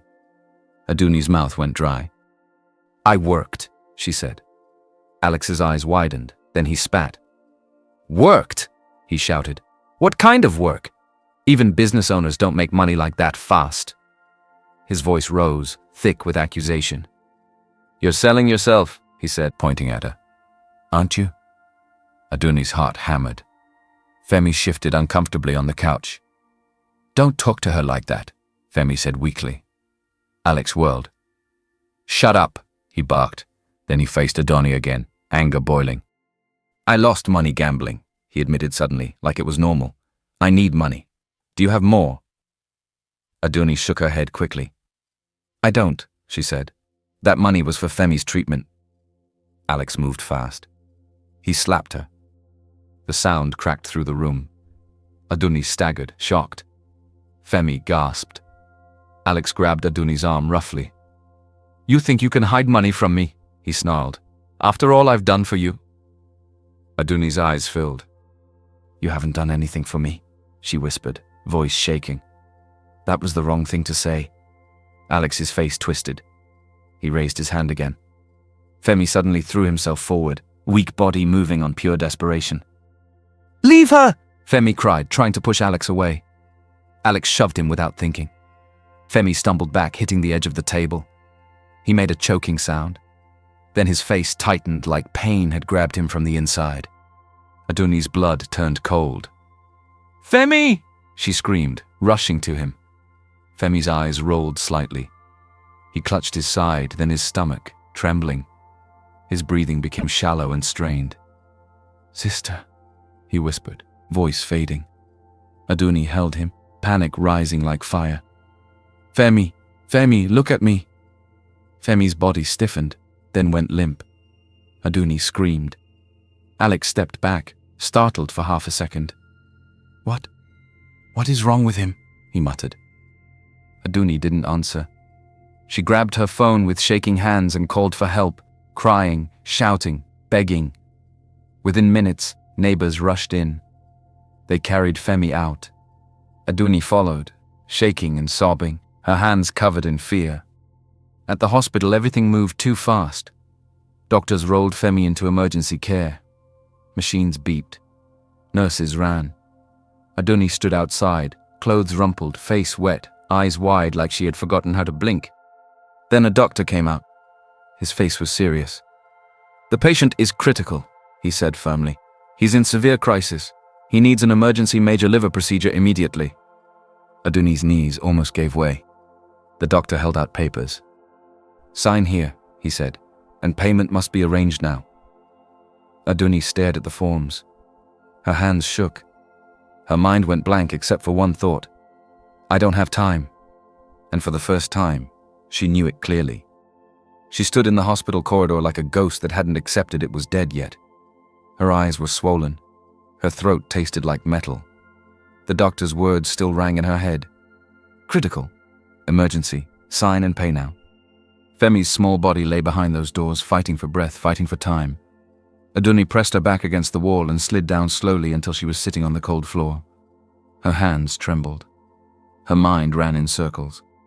Who do I call? Who do I beg? Who will give me this kind of money now?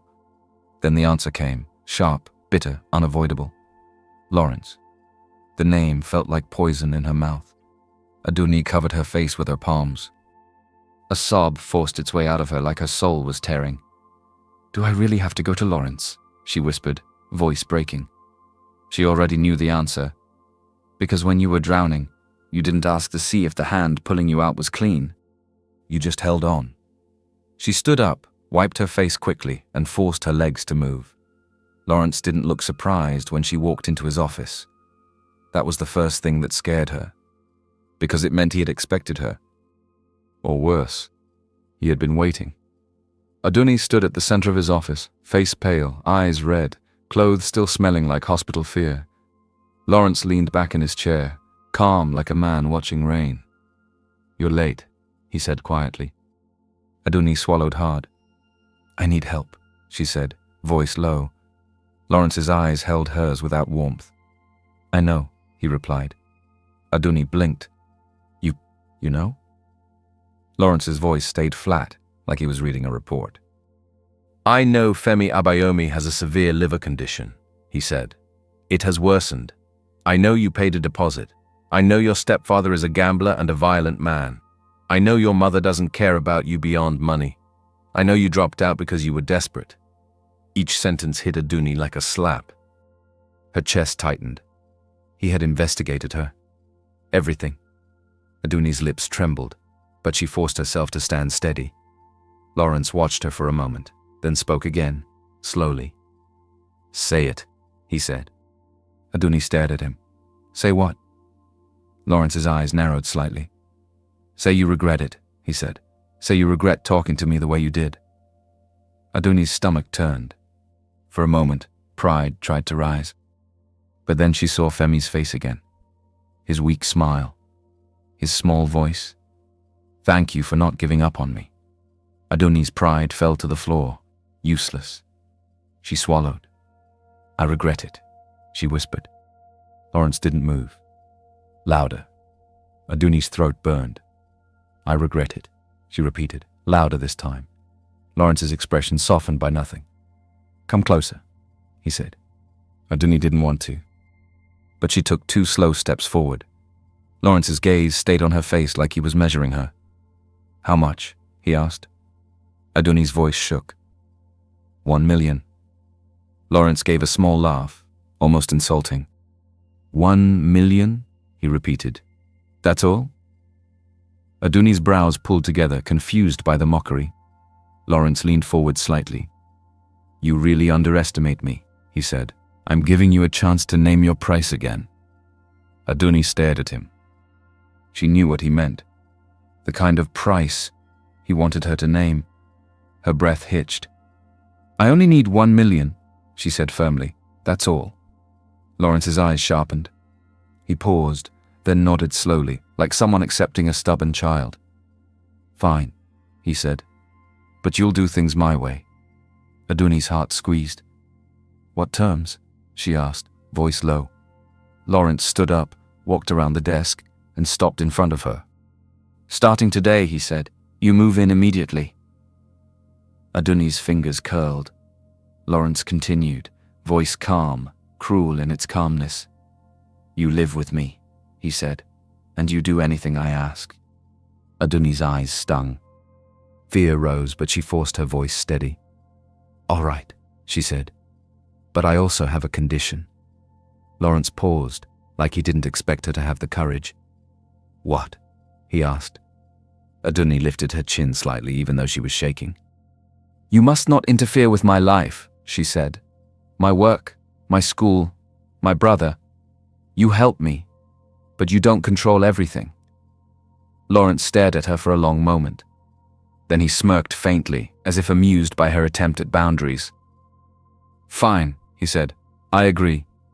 Adunni's shoulders loosened slightly.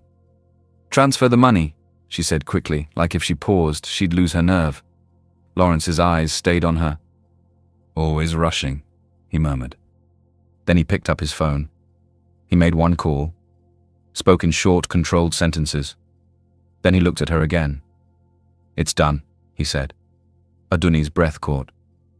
"Done," she repeated. Lawrence didn't answer. He simply walked past her as if the conversation was already over. Adunni stood there, stunned. Then her phone buzzed. A hospital message. A nurse calling. Adunni rushed out like the building was on fire. When Adunni arrived, she met a nurse in the corridor. "Miss Abayomi?" the nurse asked urgently. "Where have you been?" Adunni's voice shook. "How is Femi? Please, how is he?"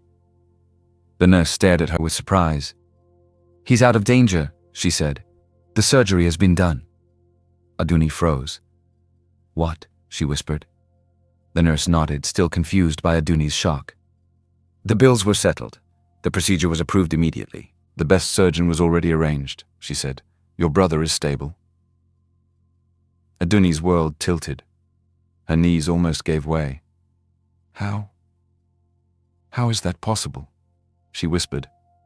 Then another voice came from behind her. Lawrence's assistant, Emeka, stepping forward with calm professionalism. "It was already handled," Emeka said. Adunni turned slowly, eyes wide. "You mean Lawrence?" she whispered. Emeka nodded. "The young master paid for everything. He also secured the best surgeon available." Adunni's eyes filled again, but this time it wasn't only fear. It was shock. Because Lawrence didn't just pay. He overpaid her pain. He saved Femi before she could even finish begging. Adunni rushed into the ward. Femi lay on the bed, breathing steadily, skin still pale but no longer grey. When he saw Adunni, his eyes softened. "Sister," he whispered. Adunni rushed to him and held his hand like she was holding life itself. "You're safe," she cried. "You're safe." Femi blinked slowly. "I'm okay," he whispered. Adunni pressed her forehead against his hand, crying quietly. Later, Adunni stepped outside the ward to breathe. That was when she saw her mother. Mrs. Abayomi arrived in a hurry, wrapper half-tied, face full of false worry. And behind her, Lawrence. Calm, neat, untouchable. Mrs. Abayomi's eyes widened like she had seen heaven open. "Ah," she gasped. "So this is the person." She rushed forward, smiling too wide.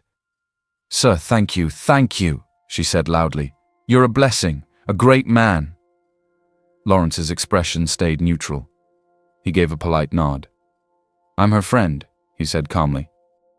Adunni's mother turned quickly to Adunni, eyes sparkling with greed. "Adunni!" she hissed in excitement. "Why didn't you tell me? This kind of friend." Adunni's stomach twisted. Mrs. Abayomi leaned toward Lawrence, lowering her voice as if she was offering a deal. "Sir," she said with an eager smile, "Adunni is a stubborn girl. But if you like her, don't worry. I will talk to her. I will make her listen. I can send her to you any time." Adunni's head snapped up. "Stop it," Adunni said, voice trembling with disgust. But Mrs. Abayomi ignored her and continued smiling at Lawrence like he was the answer to her own hunger. Lawrence's face hardened slightly. Before Adunni could speak again, Emeka stepped forward politely but firmly. "Madam," Emeka said, "please show Miss Abayomi respect." Mrs. Abayomi blinked. Lawrence's eyes stayed cold. "Don't speak about her like that," Lawrence said quietly. Mrs. Abayomi laughed awkwardly. "Ah, sir, no, I didn't mean—" "Respect," Lawrence repeated, cutting her off. Adunni stood there feeling sick. Not because of Lawrence. Because of her own mother. Because in her mother's eyes, Adunni wasn't a daughter. She was a product. Adunni turned away sharply. She couldn't bear it. Days passed. Femi improved fast. To everyone's surprise, he didn't just survive. He began to heal completely. He gained strength. His eyes regained light. He even smiled more. Adunni should have felt relief, but her heart was tight. Because the price was Lawrence's closeness. She moved into Lawrence's apartment as agreed. She cooked. She cleaned. She tried to keep her distance. But Lawrence didn't act like someone who had simply helped. He acted like someone who had purchased peace. Adunni avoided him as much as she could. Then one morning, Lawrence noticed something. Her face looked tired. Her steps were slow. She winced slightly while standing. Lawrence frowned. "What's wrong with you?"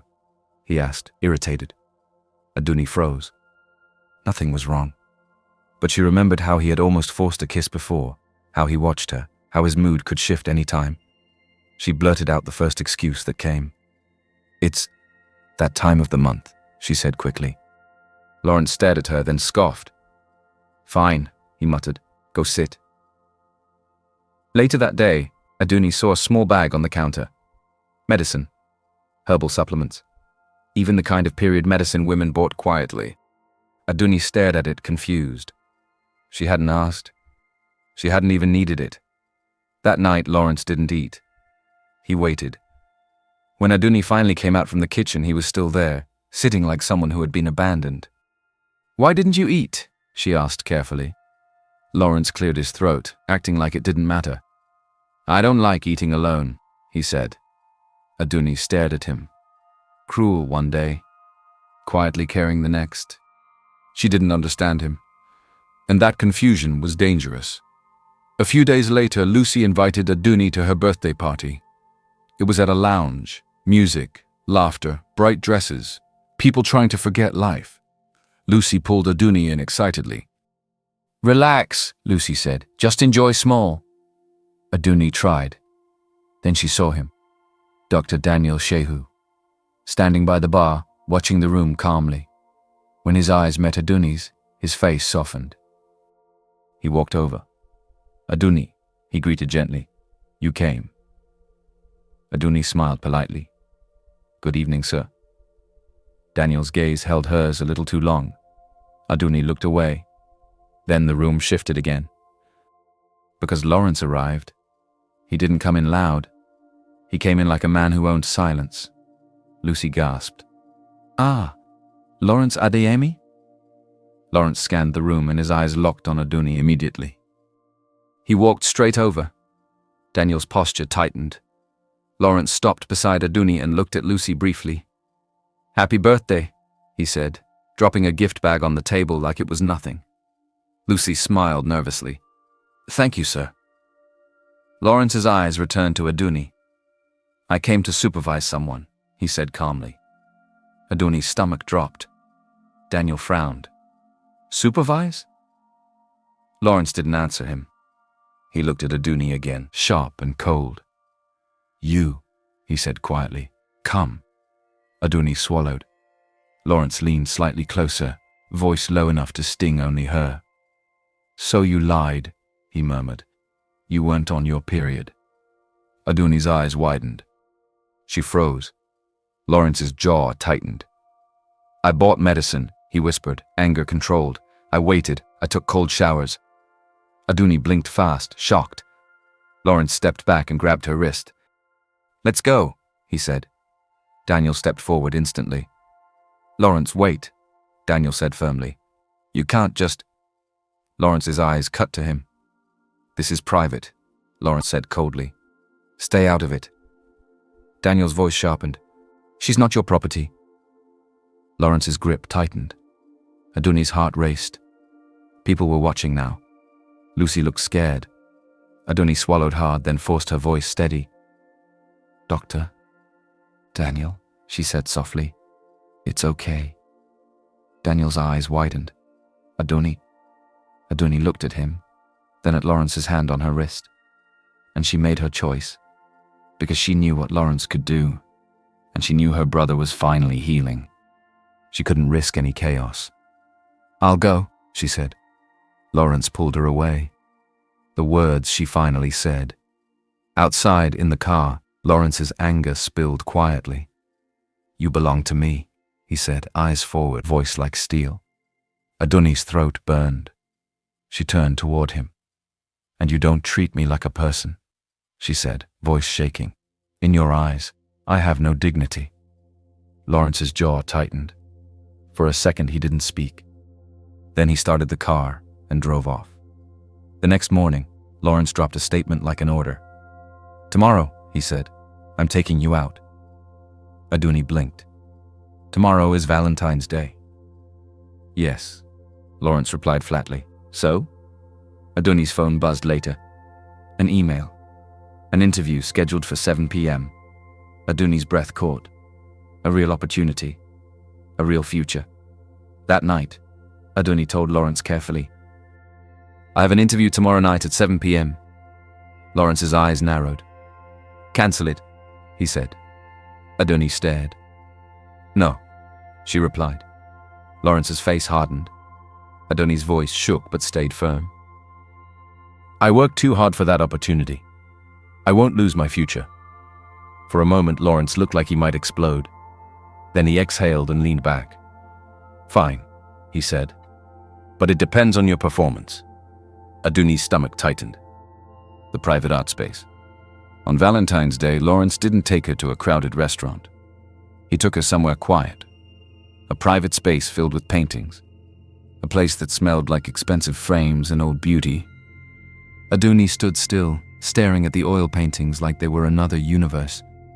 There was no noise, no struggle, just art.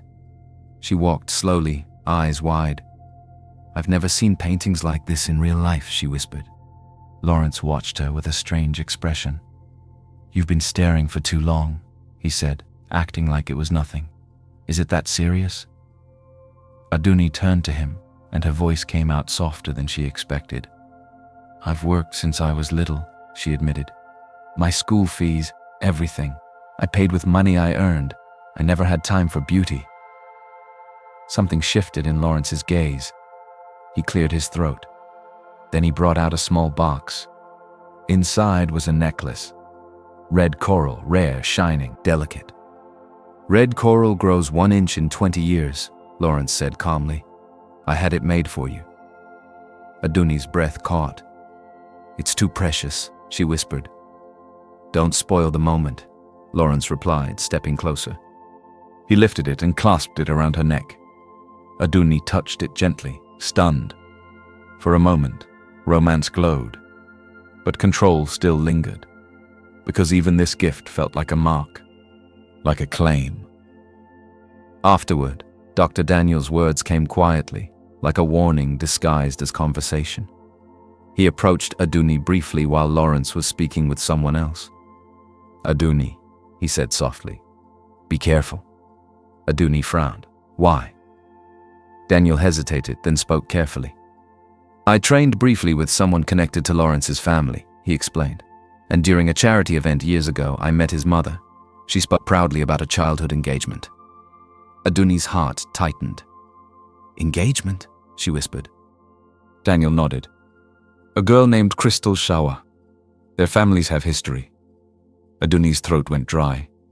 Before she could ask more, a woman approached. Tall, beautiful, expensive. Her aura was sharp like perfume and power. Crystal Shawa had returned. Her eyes landed on Lawrence like she owned the right to look at him that way. She walked up smoothly. Lawrence, she said, voice calm, but with fire underneath. We need to talk. Lawrence's expression didn't change much, but his eyes hardened slightly. Crystal stepped closer. You didn't even welcome me back, she said. After all these years. Lawrence's tone stayed cold. Welcome back. Crystal's eyes narrowed. You're acting strange, she said, studying him. Tell me, do you love me? Lawrence didn't blink. I don't love you, he said. Crystal froze slightly, then forced a laugh. What? Lawrence's voice stayed steady. I've only ever seen you as a sister, he said. We grew up together, that's all. Crystal's smile disappeared. Her face tightened. So you're rejecting me again, she whispered, anger rising. After I came back? Lawrence said nothing. Crystal leaned in, eyes sharp. Is there someone else? She demanded. Lawrence's gaze stayed calm. He didn't answer. And that silence was the loudest thing in the room. I'll pick up right where Crystal confronted Lawrence and roll straight into the banquet chain. Humiliation, Adunni's breakup attempt. Daniel's nice guy turned kidnapping rescue hospital. Daniel's arrest, Lawrence's sincere confession. Crystal didn't need to shout to be terrifying. Her silence did the job. She stood there at the edge of Lawrence's private art space, lips pressed into a thin line, eyes sharp like a blade. The moment she asked, Is there someone else? Lawrence said nothing, and that silence became a confession. Crystal's gaze drifted past him, past the calm mask he wore, and landed briefly on Adunni. Just once. But it was enough. A look that said, So it's you. Crystal's jaw tightened. She smiled again, but this time it was not warmth. It was a promise. Good, she said softly, stepping back. I'll see you soon. Then she turned and walked away with her head held high. Adunni stood still, fingers curled around the strap of her handbag, heart beating too fast.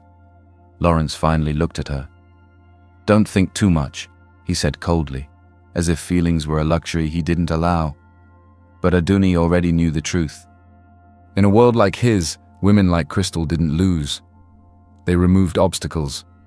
The banquet hall was a dream built from money, bright lights, glossy floors, polished glass, and people whose laughter sounded expensive. Waiters moved like shadows, cameras flashed, the air smelled like perfume and power. Adunni walked behind Lawrence, careful and quiet.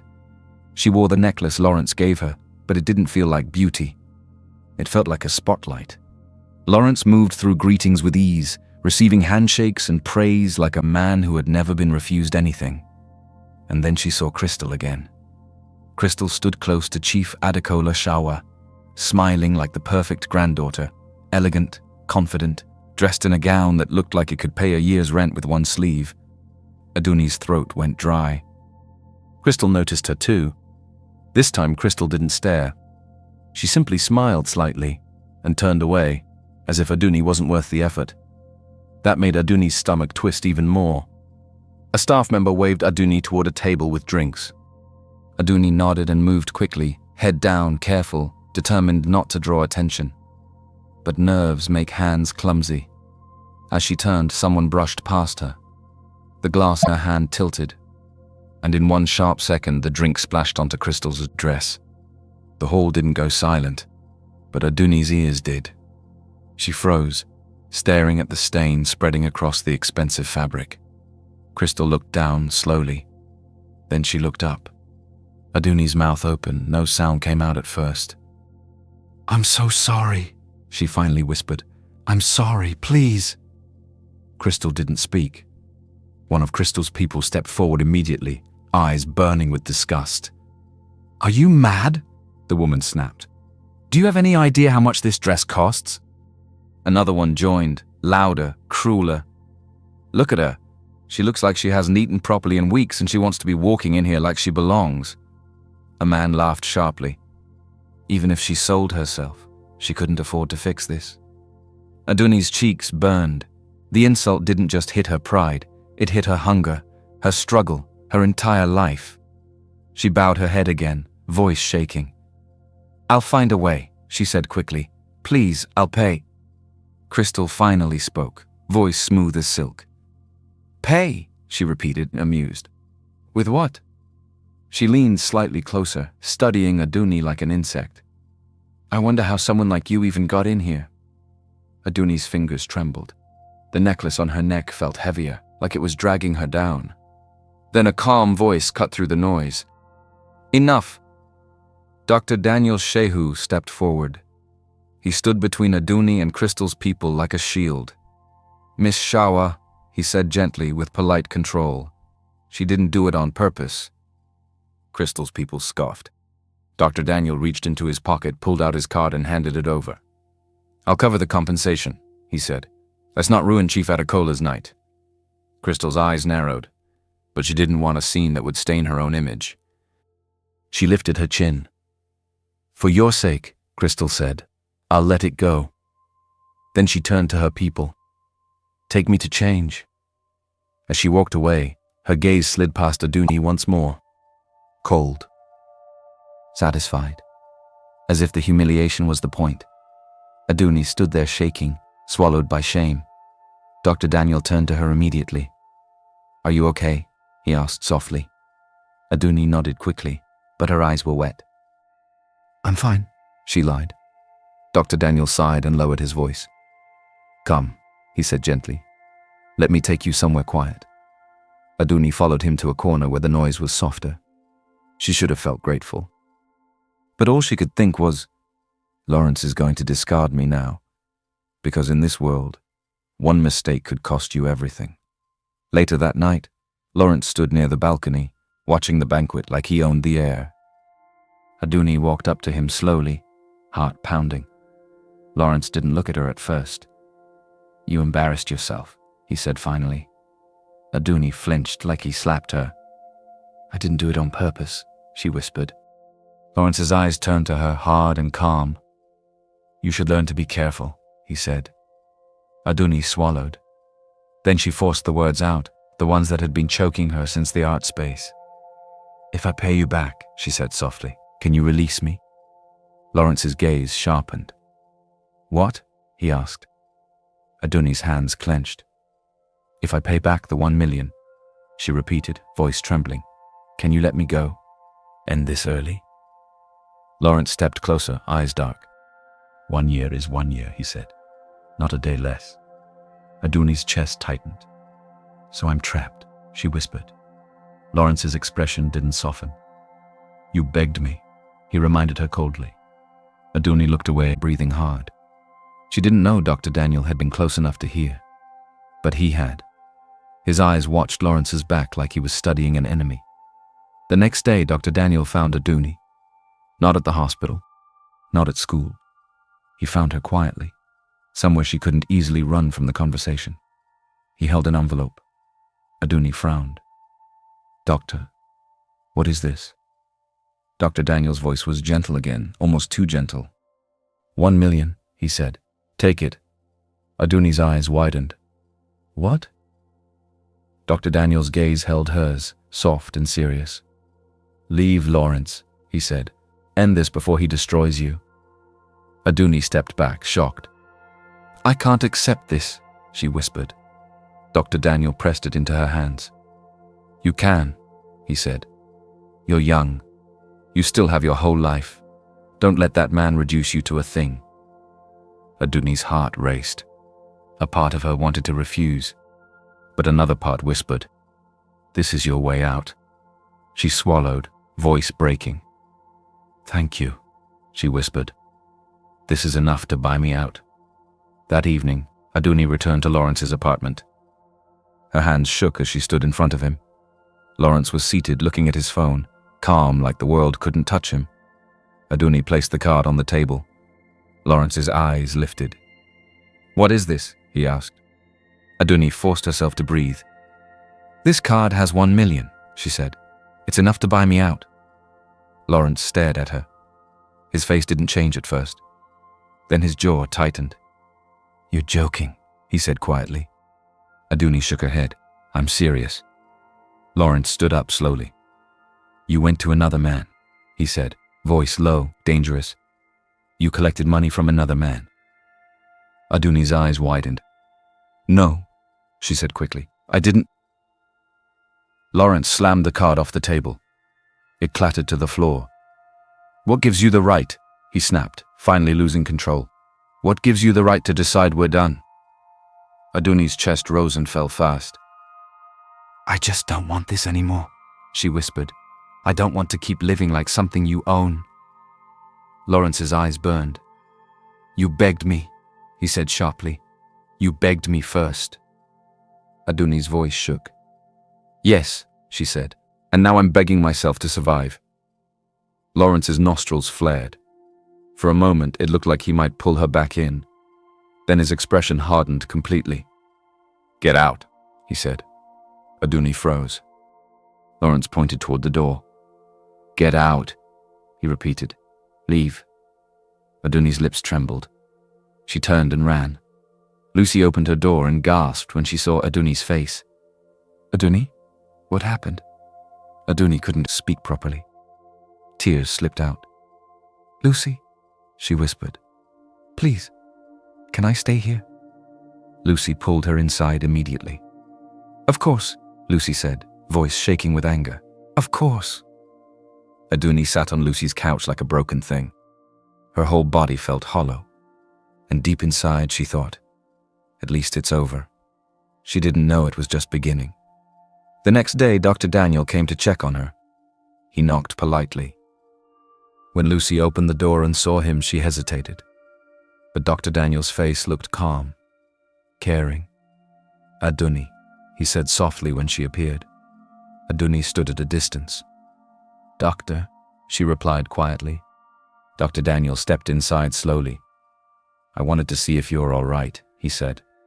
Adunni nodded once. I'm fine. Dr. Daniel's gaze softened. You don't have to lie to me, he said. I saw how he treated you. Adunni's throat tightened. Dr. Daniel exhaled. Then he spoke, like he had rehearsed the courage. Adunni, he said, I like you. Adunni froze. Dr. Daniel continued quickly. The person I like is you, he said. I've tried to respect your situation, but I can't pretend anymore. Adunni's heart pounded. She shook her head slowly. I'm sorry, she whispered. I don't feel that way. Dr. Daniel's brows pulled together. You don't? He asked softly. Adunni swallowed. I feel gratitude, she said. Nothing more. Dr. Daniel stared at her. For a moment he looked disappointed. Then he smiled gently. I understand, he said. It's okay. Adunni breathed out, relieved. Dr. Daniel stood up. I'll go, he said calmly. Take care. He walked toward the door, and just before he stepped out, his voice changed. Still soft, but darker. Adunni, he said without turning around. You've really disappointed me. Adunni's stomach dropped. Dr. Daniel's lips curved slightly. "Since the gentle way won't work," he said quietly, "then I'm afraid you'll suffer a bit." Lucy frowned. "What did you say?" Dr. Daniel turned and smiled politely, like a man who hadn't just revealed a monster. "Nothing," he said. "Goodbye." The door closed. Adunni's hands began to shake. Lucy stared at her. "Adunni," Lucy whispered, suddenly afraid. "What is going on?" Adunni couldn't answer, because fear had already filled her mouth. That night, Adunni disappeared. Not in a dramatic way. Not with screaming on the street. It happened the way evil often happens. Quietly. Efficiently. She remembered stepping out briefly. She remembered a hand over her mouth. A strong arm around her. A smell. Something sharp. Then darkness. Adunni woke up on a bed in a strange room. The windows were locked. The door was locked. Her head throbbed. Panic rose fast. She rushed to the door and banged it. "Open!" she screamed. "Open this door!" Then she heard footsteps. The door opened, and Dr. Daniel walked in. Adunni froze. "Doctor," she whispered. Dr. Daniel smiled gently, like he had come to visit a patient. "You're awake," he said. Adunni stepped back slowly, horror spreading through her chest. "What is this?" she demanded. "Where am I?" Dr. Daniel's smile faded slightly. "This is our temporary home," he said calmly. Adunni's voice shook. "You brought me here without my consent," she said, trembling. "This is unlawful. You'll go to jail." Dr. Daniel laughed softly. "Jail," he repeated. "Adunni, you're still naive." He stepped closer. "If a man is nice to you for no reason," he said, "he has motives." Adunni's eyes widened, tears forming. "You," she whispered. "You were never helping me." Dr. Daniel's gaze hardened. "I gave you 1 million, he said. "Lawrence paid for you and you stayed. Why can't you stay with me?" Adunni shook her head violently. "I don't like you," she said. "I don't want you." Dr. Daniel's face darkened fully now. "You don't have a choice," he said. Adunni's whole body shook. "Let me go," she begged. Dr. Daniel leaned close. "You'll learn to love me," he whispered. "I'll make sure." Adunni's breath hitched. Then Dr. Daniel's voice dropped lower. "And don't think about fighting me," he said softly. "Your brother just recovered. You don't want him to get sick again, do you?" Adunni froze. Her blood turned cold. "Don't touch Femi," she whispered. "Doctor," Daniel smiled. "Be obedient," he said, "and he'll be fine." Adunni stared at him, tears falling. She realized then, Dr. Daniel didn't want love. He wanted possession. Days passed. Adunni pretended to obey. She ate when they told her. She answered politely when they spoke. She lowered her eyes like she had surrendered. But inside her mind she counted everything. The keys. The guard steps. The door clicks. She waited for the smallest crack in his control, because she knew one truth. If she stayed, she would not survive. One afternoon, Dr. Daniel walked in tense. A staff member behind him looked panicked. "Sir," the man said. "Authorities came to the hospital. They said there's a report. Illegal organ trading. They want to see you." Dr. Daniel's eyes narrowed. He looked toward Adunni. Adunni forced her face blank. Dr. Daniel stepped closer to her. "I have to leave for a bit," he said coldly. "Don't try anything." Adunni lowered her eyes. "I won't," she whispered. "Doctor." Daniel leaned close, voice deadly calm. "If you run," he said, "the next person locked up here will be your brother." Adunni's heart shattered quietly. "Yes," she whispered. "I understand." Dr. Daniel left. The door locked again. Adunni stood still for 3 seconds. Then she moved. Fast. Silent. Her hands shook as she searched. The guard pattern shifted because of the sudden emergency. Someone had left a door half-latched in the rush. A tiny mistake. A tiny miracle. Adunni slipped out. Her heart slammed against her ribs as she ran. Lucy had been calling Adunni. No answer. She called again. Nothing. Lucy's fear turned into panic. She called Lawrence's assistant, Amika. Then she called Lawrence directly. When Lawrence heard the words "Adunni is missing," the air around him changed. "What do you mean missing?" he demanded. "She left and never came back," Lucy cried. "I don't know where she is." Lawrence's jaw tightened. His eyes sharpened. He didn't speak long. He gave one order. "Check surveillance," he said. Another order. "Gather my bodyguards," he snapped. "Now." Dr. Daniel returned to the hideout and found it. Empty. Adunni was gone. His face twisted. He didn't shout. He didn't panic. He smiled. A frightening, controlled smile. "I knew it," he whispered. He turned to his men. "Lawrence will come," he said calmly. "Prepare." Not long after, Lawrence's convoy moved out, bodyguards, vehicles, speed. Adunni had been traced to a hotel in the next city. Lawrence sat in the car, eyes fixed ahead, hands clenched. "Adunni must be safe," he muttered. Then, the ambush came. Cars blocked the road. Men appeared like shadows with weapons. A collision, screeching tires, chaos. Lawrence's people fought back. But Dr. Daniel had planned it. He stepped out, dragging Adunni behind him. Adunni's hands were tied. Her face was bruised. Her eyes were wild. Lawrence's heart clenched. "Adunni!" he shouted. Dr. Daniel laughed. "You thought you could save her?" he taunted. Adunni's breath shook. Dr. Daniel leaned close to her ear. "One wrong move," he whispered, loud enough for Lawrence to hear, "and she dies." Lawrence's eyes burned. "Let her go," he said, voice low, dangerous. Dr. Daniel's smile widened. "She doesn't want me," he said, "so I'll break her until she does." Then his voice turned colder. "If she keeps resisting," he said, "I'll turn her into a specimen. She'll stay with me day and night." Adunni trembled. She lifted her head slowly and looked at Dr. Daniel. Her voice came out raw. "Lucien," she whispered. Dr. Daniel's eyes narrowed. Adunni's gaze hardened with sudden courage. "I'd rather die," she said, voice shaking but firm, "than go with you." Then she moved. Fast. Desperate. She fought. She twisted against his grip, throwing her weight toward the edge of the road barrier. Chaos exploded. Lawrence shouted her name again. Gunfire cracked. Bodies moved. Someone screamed. Adunni's world tilted. Then darkness slammed into her.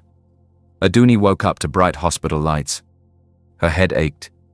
Her throat was dry. Her eyes opened slowly. A nurse rushed to her. "Miss Abayomi," the nurse said, "you're awake." Adunni blinked. "Lawrence," she whispered immediately. "Where is Lawrence?" The nurse hesitated. Adunni's heart dropped. "Where is he?" she repeated, voice cracking. The nurse swallowed. "To save you," she said quietly. "Mr. Adeyemi pushed himself too far. He just came out of emergency and he's unconscious." Adunni's body went cold. "No," she whispered. She tried to sit up, panic rising. The nurse held her gently. "Please, don't stress yourself." Adunni didn't listen. She forced her body to move, stumbling out of bed, ignoring the pain. She found him in another room. Lawrence lay there pale, still, connected to machines. Adunni rushed to his bedside. Tears spilled instantly. "Lawrence," she cried, "please, please don't die." She grabbed his hand, squeezing it tightly like she could hold him in the world by force. "I didn't mean to leave like that," she sobbed. "Please wake up." Her voice broke. For the first time in her life, she realized something clearly. Lawrence wasn't just her problem. He had become her person. She bent down, crying, forehead almost touching his arm. "Please," she whispered again. Then a weak voice came. "You'll choke me if you squeeze like that." Adunni froze. Her head snapped up. Lawrence's eyes were half open, a weak smirk on his lips. Adunni gasped, laughing through tears. "You're awake." Lawrence breathed shallowly. "You've lost weight." he murmured weakly. Are you trying to punish me? Adunni cried harder, half relief, half pain. Don't joke, she whispered. I thought I lost you.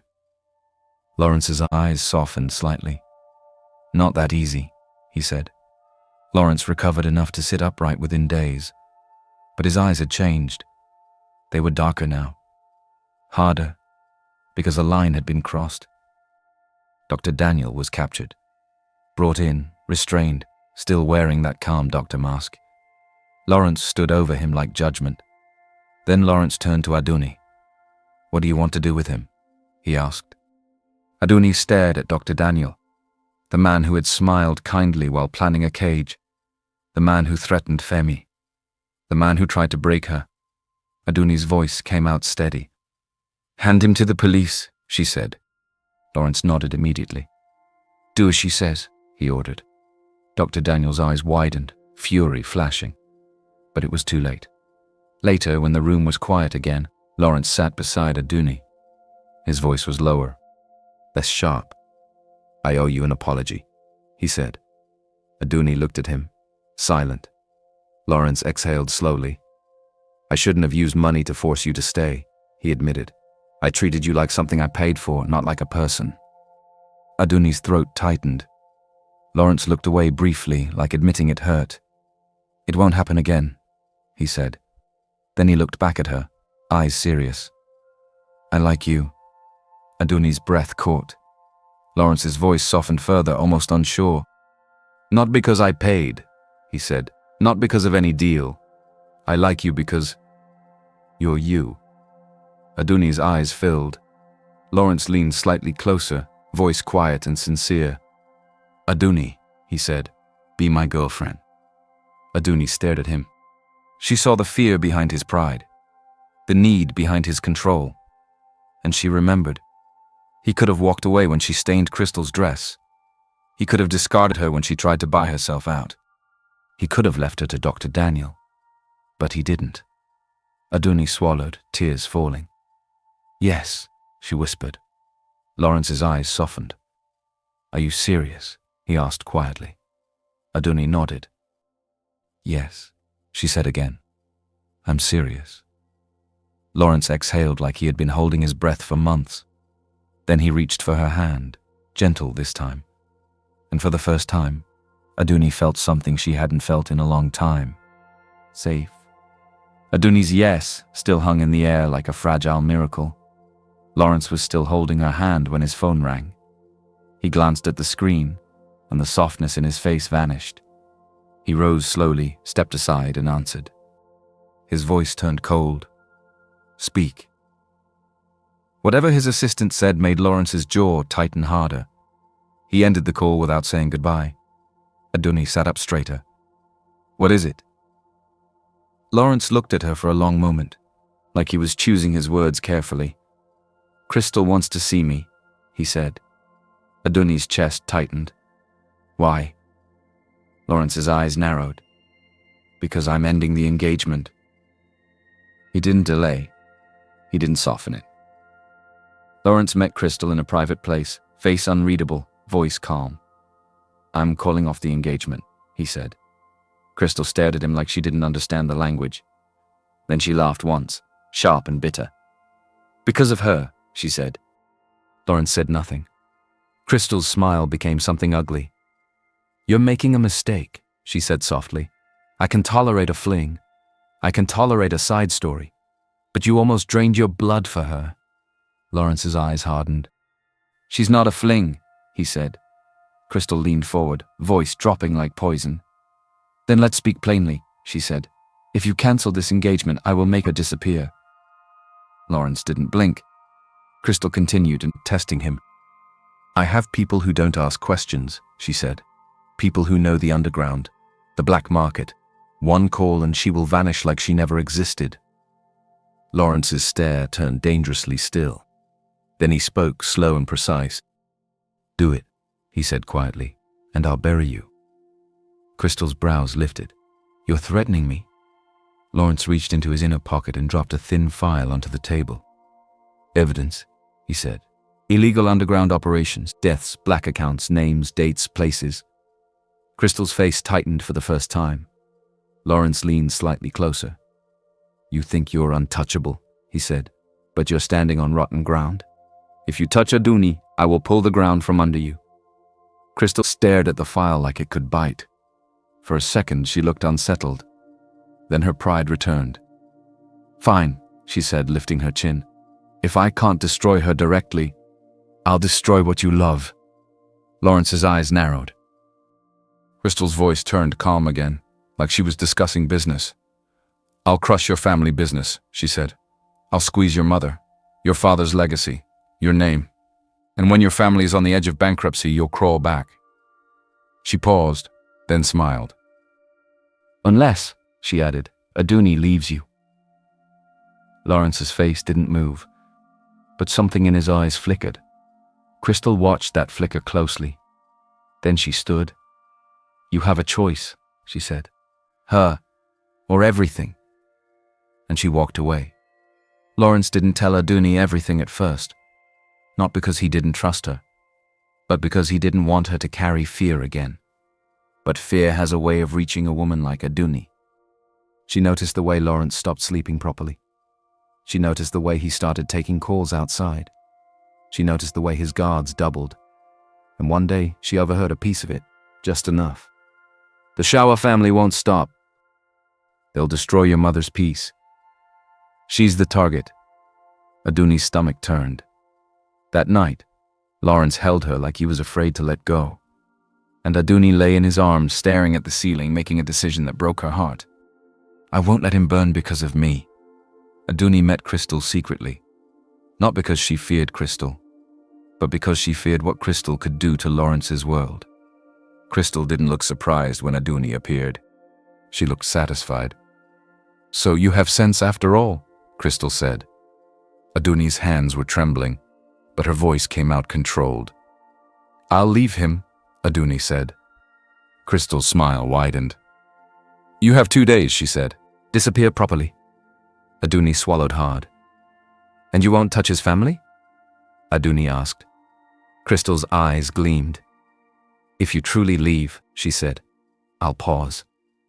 Adunni nodded slowly, pain squeezing her chest. "Fine," she whispered.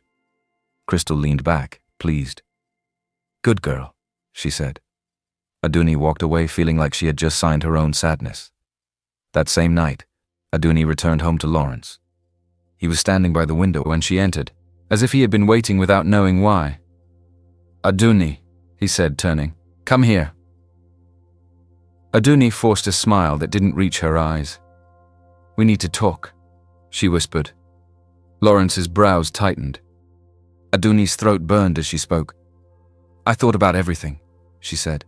"And we're not right for each other." Lawrence froze. "What?" he asked, like he didn't hear correctly. Adunni's hands clenched behind her back. "I'm leaving," she said, voice shaking. "Let's end it." Lawrence stepped closer immediately, eyes sharp. "That's not you," he said. "This morning you were fine." Adunni forced herself not to cry. "I'm not fine," she said quickly. "I'm tired. I want my life back." Lawrence's gaze searched her face hard. "Who spoke to you?" he asked. Adunni shook her head. "Nobody," she lied. Lawrence's eyes darkened. He didn't shout. He didn't beg. He simply said, very quietly, "Look at me." Adunni's breath caught. She couldn't. If she looked at him too long, she would crumble and confess everything. She lowered her eyes. "I'm sorry," she whispered. "Goodbye." And she walked away, leaving Lawrence standing in silence. Lawrence didn't sleep that night. By morning, he was already ordering his assistant.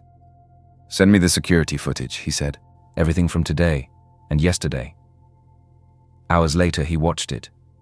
He watched the angle that showed Adunni's door. He watched the moment an unknown visitor came. He watched the body language. He watched Adunni leave afterward, face pale, hands shaking.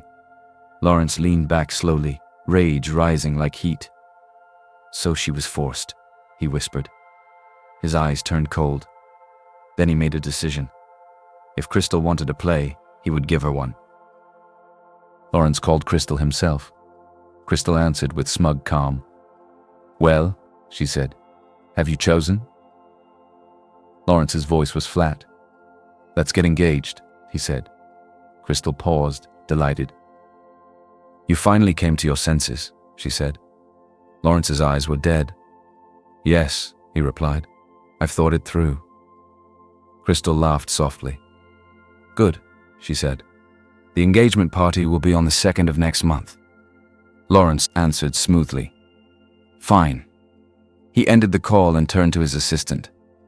"Prepare everything," he said, "and quietly gather every piece of evidence we have on the shower operations. No mistakes."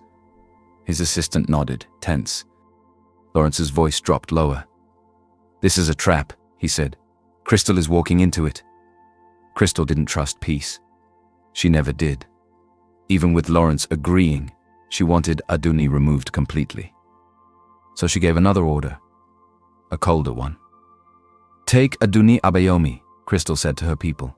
"Send her to the underground black market. Make it clean." "Yes, Ma," they replied. Crystal's mouth curved. "Let her feel what it means when the world has no law," she said. "In the black market, I am the law." Adunni was closing Lucy's shop early when it happened. A van rolled up. 2 men stepped out. The first looked normal, too normal. "Are you Adunni?" he asked. Adunni's instinct screamed. She stepped back. "Who are you?" The man smiled, cold. "Someone paid a high price for you," he said. "You're coming with us." Adunni spun to run. Hands grabbed her. She screamed, fighting, kicking, clawing. But there were too many. A man leaned close to her ear, voice chilling. "In the black market," he whispered, "I am the law." Adunni's heart slammed. She tried to bite, tried to twist free, but a cloth came over her mouth. A sharp smell. Darkness swallowed her. Lawrence got the call like a knife. "Sir," his assistant said urgently, "Adunni has been taken." Lawrence went still. Then everything in the room changed. His voice came out low and deadly. "Who took her?" he asked. "We traced it," the assistant replied, shaking. "It leads back to Shower's underground chain." Lawrence's eyes turned red with fury. "Then we go to war," he said. He grabbed his jacket and walked out. "Mobilize everyone," he ordered. "Now." At the same time, another man was already moving. Jasper Weil. He wasn't Lawrence's friend. He wasn't Crystal's enemy.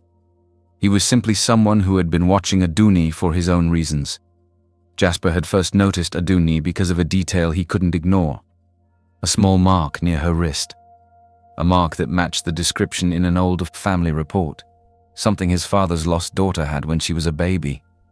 It sounded impossible, but Jasper couldn't shake it. Then he noticed something else over time. Adunni's age matched the timeline. Her full name, Adunni, was one of the names his late mother used to say when she talked about the child taken from them.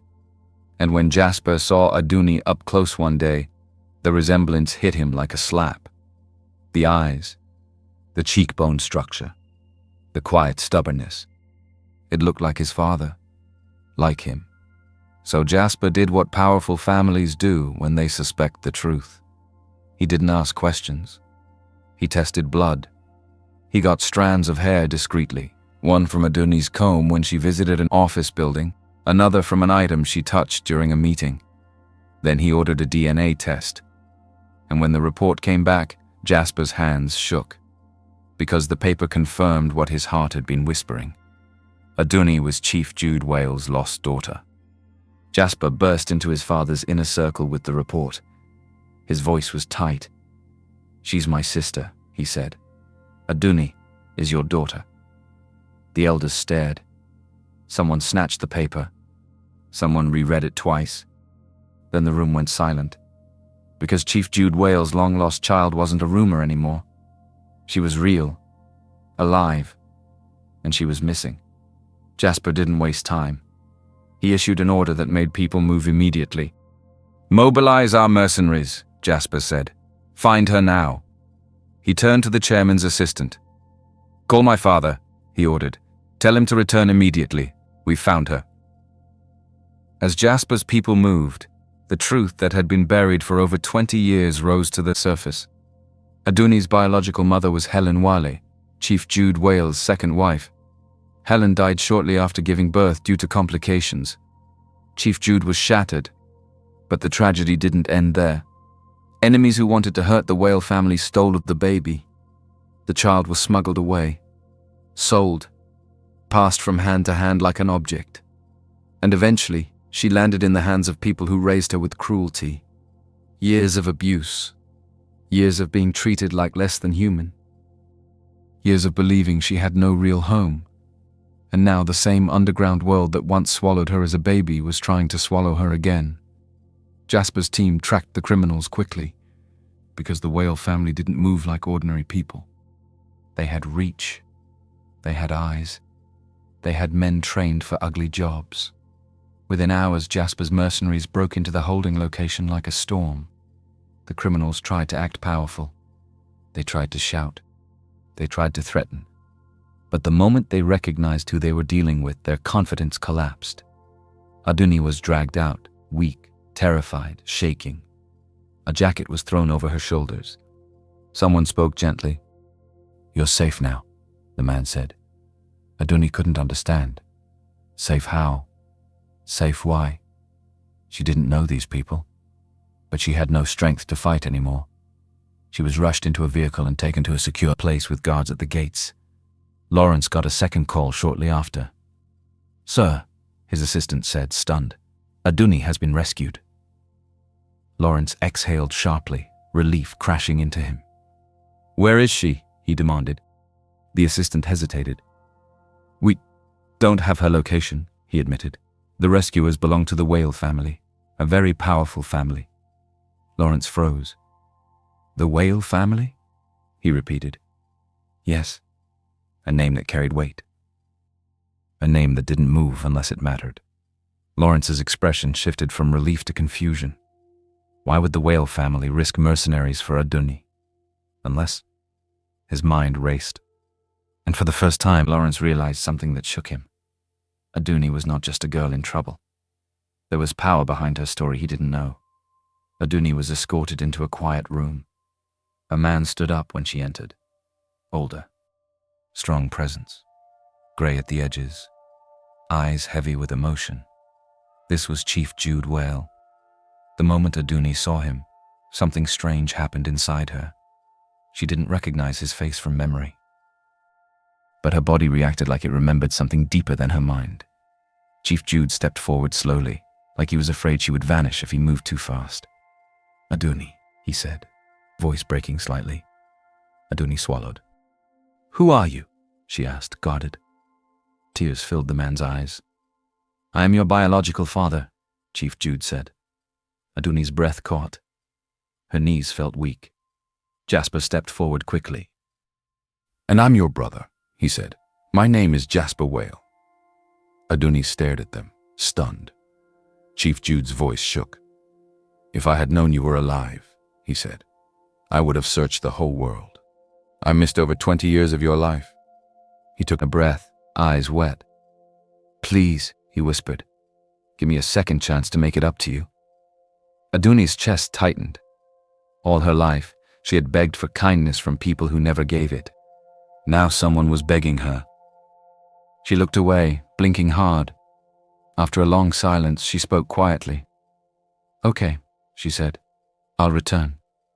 Chief Jude exhaled like a man saved from drowning. But Adunni raised one finger quickly. "I have a request," she said. Chief Jude nodded immediately. "Anything." Adunni's voice trembled, but her eyes were steady. "I need your help," she said. "I want to crush the Shower family, for Lawrence's sake." Jasper's brows lifted sharply. Chief Jude didn't hesitate. "No problem," he said instantly, voice turning firm. "The Shower business is not clean. Dealing with them won't be difficult." He looked at Jasper. "Jasper," he ordered, "handle it." Jasper nodded once. "I will," he said. Adunni swallowed. Her heart was still bruised from leaving Lawrence, but now she had something she never had before. A real family, real power, and a chance to end Crystal Shower's threat for good. Adunni left Chief Jude Wales' house that night with her head full and her heart heavy. She had a family now. A real one. Powerful. Ready to fight for her. But the truth was, even with all that power, the only person her heart kept running back to was Lawrence Adeyemi. And Jasper Wales saw it. He didn't say much on the drive. He just watched her face in the window reflection. Quiet, tired, still carrying too much. Then he spoke. "I'll see Lawrence," he said. Adunni turned. "Jasper." "I need to," he cut in, calm but firm. "For you." They met somewhere quiet. No crowd, no cameras, no noise. Just two men with different kinds of power. Lawrence walked in first, tall, composed, eyes sharp like he hadn't slept properly in days. Then Jasper walked in. Lawrence looked at him once and understood. "You're her brother," Lawrence said. Jasper didn't answer. He stepped close. Then, he punched Lawrence. It landed clean. Lawrence staggered half a step, caught himself, wiped his mouth slowly. He didn't fight back. He didn't shout. He just looked at Jasper like a man who knew he deserved it. Jasper's voice was low. "That punch is for every time you made her feel like a thing," he said. Lawrence swallowed, breathing steady. "I was wrong." Jasper stepped closer again. "If you ever hurt Adunni again," he said, "you won't just lose her. You'll lose peace. You'll lose safety. You'll lose everything that makes your life comfortable." Lawrence's eyes held steady. Then he spoke like a man swearing with his full chest. "Adunni is my life now," he said. "If I lose her, I lose myself." Jasper stared hard, searching for lies. But Lawrence didn't blink. And for the first time, Jasper saw something that looked like fear in Lawrence's eyes. Not fear of Jasper. Fear of losing Adunni. Jasper stepped back. "Good," he said, "because she has suffered enough." Meanwhile, news travels fast when money and power enter a story. Very fast. Adunni's foster mother and foster father, those same people who had enjoyed her suffering and used her like a tool, suddenly showed up with soft voices and trembling hands. They didn't come with pride. They came with shame. They started crying before they even sat down. "Our daughter," her foster mother said, voice shaking. "Please forgive us." Adunni watched them quietly. She didn't shout. She didn't curse them. She just looked at them like a woman who had already buried the version of herself that used to beg. "I forgive you," she said at last. They exhaled in relief, crying harder. But then Adunni's face became firm. "Forgiveness is not the same as closeness," she said. They froze. Adunni continued calmly. "I will not pretend what happened didn't happen," she said. "I will not come and start calling you family the way you want." Her foster father lowered his head. Then Adunni added, gently but clearly, "The only person I will maintain contact with is Femi." At the mention of Femi, her voice softened, because Femi had never been her burden. He had been her only comfort. Adunni went to the hospital that same day. Femi was sitting up, looking stronger now, but still thin in a way that showed what he had survived. The moment he saw her, his eyes filled with tears. "Big sister," he whispered. Adunni crossed the room fast and hugged him tightly. Not like a rich man's daughter. Not like someone important. Just like the same Adunni who used to sell her sleep and swallow her pain so he could breathe. Femi held her back with small arms that still carried weakness. "I thought you left," he whispered. Adunni smiled through tears. "I can never leave you," she said. She pulled back, cupped his face gently. "Listen to me," she said. "Anytime you need anything, anything at all, you call me." Femi nodded quickly. Adunni kissed his forehead, hugged him again, then stood up. Before she walked out, she turned one last time and said softly, "Live, Femi. That's all I ever wanted." Then she left. Crystal thought Lawrence would hide. She thought he would negotiate. She thought he would be afraid of scandal. But Lawrence Adeyemi was done living halfway. The next morning he held a press conference. Cameras flashed. Business leaders watched. The room was cold with suspense. Lawrence stepped up and said it without shaking. "I am officially ending the engagement." A wave of murmurs rolled through the hall. Lawrence didn't stop there. He continued, voice firm, eyes calm. "And I am also cooperating fully with investigations into illegal underground operations connected to the Shower family." That was the match. The whole thing caught fire immediately. Once the evidence entered the public space, everything started falling apart. The Shower family's hidden businesses, those dirty deals and underground networks, began to surface like rotten things dragged into sunlight. Partners pulled out. Banks froze accounts. People ran. The untouchable name started shaking. Inside their home, Chief Adekola's shower erupted like a storm. Crystal stood her ground, but he looked at her like she had destroyed his life with her pride. "You foolish girl," he shouted. "You ruined this family!" Crystal's eyes were wild. "I did it for us," she snapped. "For power." But it was too late, because the law had finally caught up. The same night, black vehicles pulled up. Officers stepped out. Crystal was still shouting when they entered. Chief Adekola tried to throw money at the problem. But this was no longer a problem money could solve. An officer read clearly, "Chief Adekola Shawa and Crystal Shawa, you are under arrest for illegal underground operations and intentional homicide. You will come with us." Crystal froze. For the first time, she looked truly afraid. Chief Adekola's shoulders slumped as though his body suddenly aged 10 years. They were taken away. And just like that, the Shawa name fell. Adunni returned to Lawrence's penthouse quietly. She didn't call him. She didn't announce herself. She just came back because something inside her was tired of running. When she entered, the lights were off. The place was too quiet. Then she saw it. Soft lights came on slowly. The living room had people in it. Not strangers. People who mattered. Mrs. Adeyemi was there, looking emotional. Some close friends stood smiling. Even Jasper stood at the back, arms folded, pretending not to care but watching closely. Adunni's breath caught. "What is this?" she whispered. Then Lawrence stepped forward.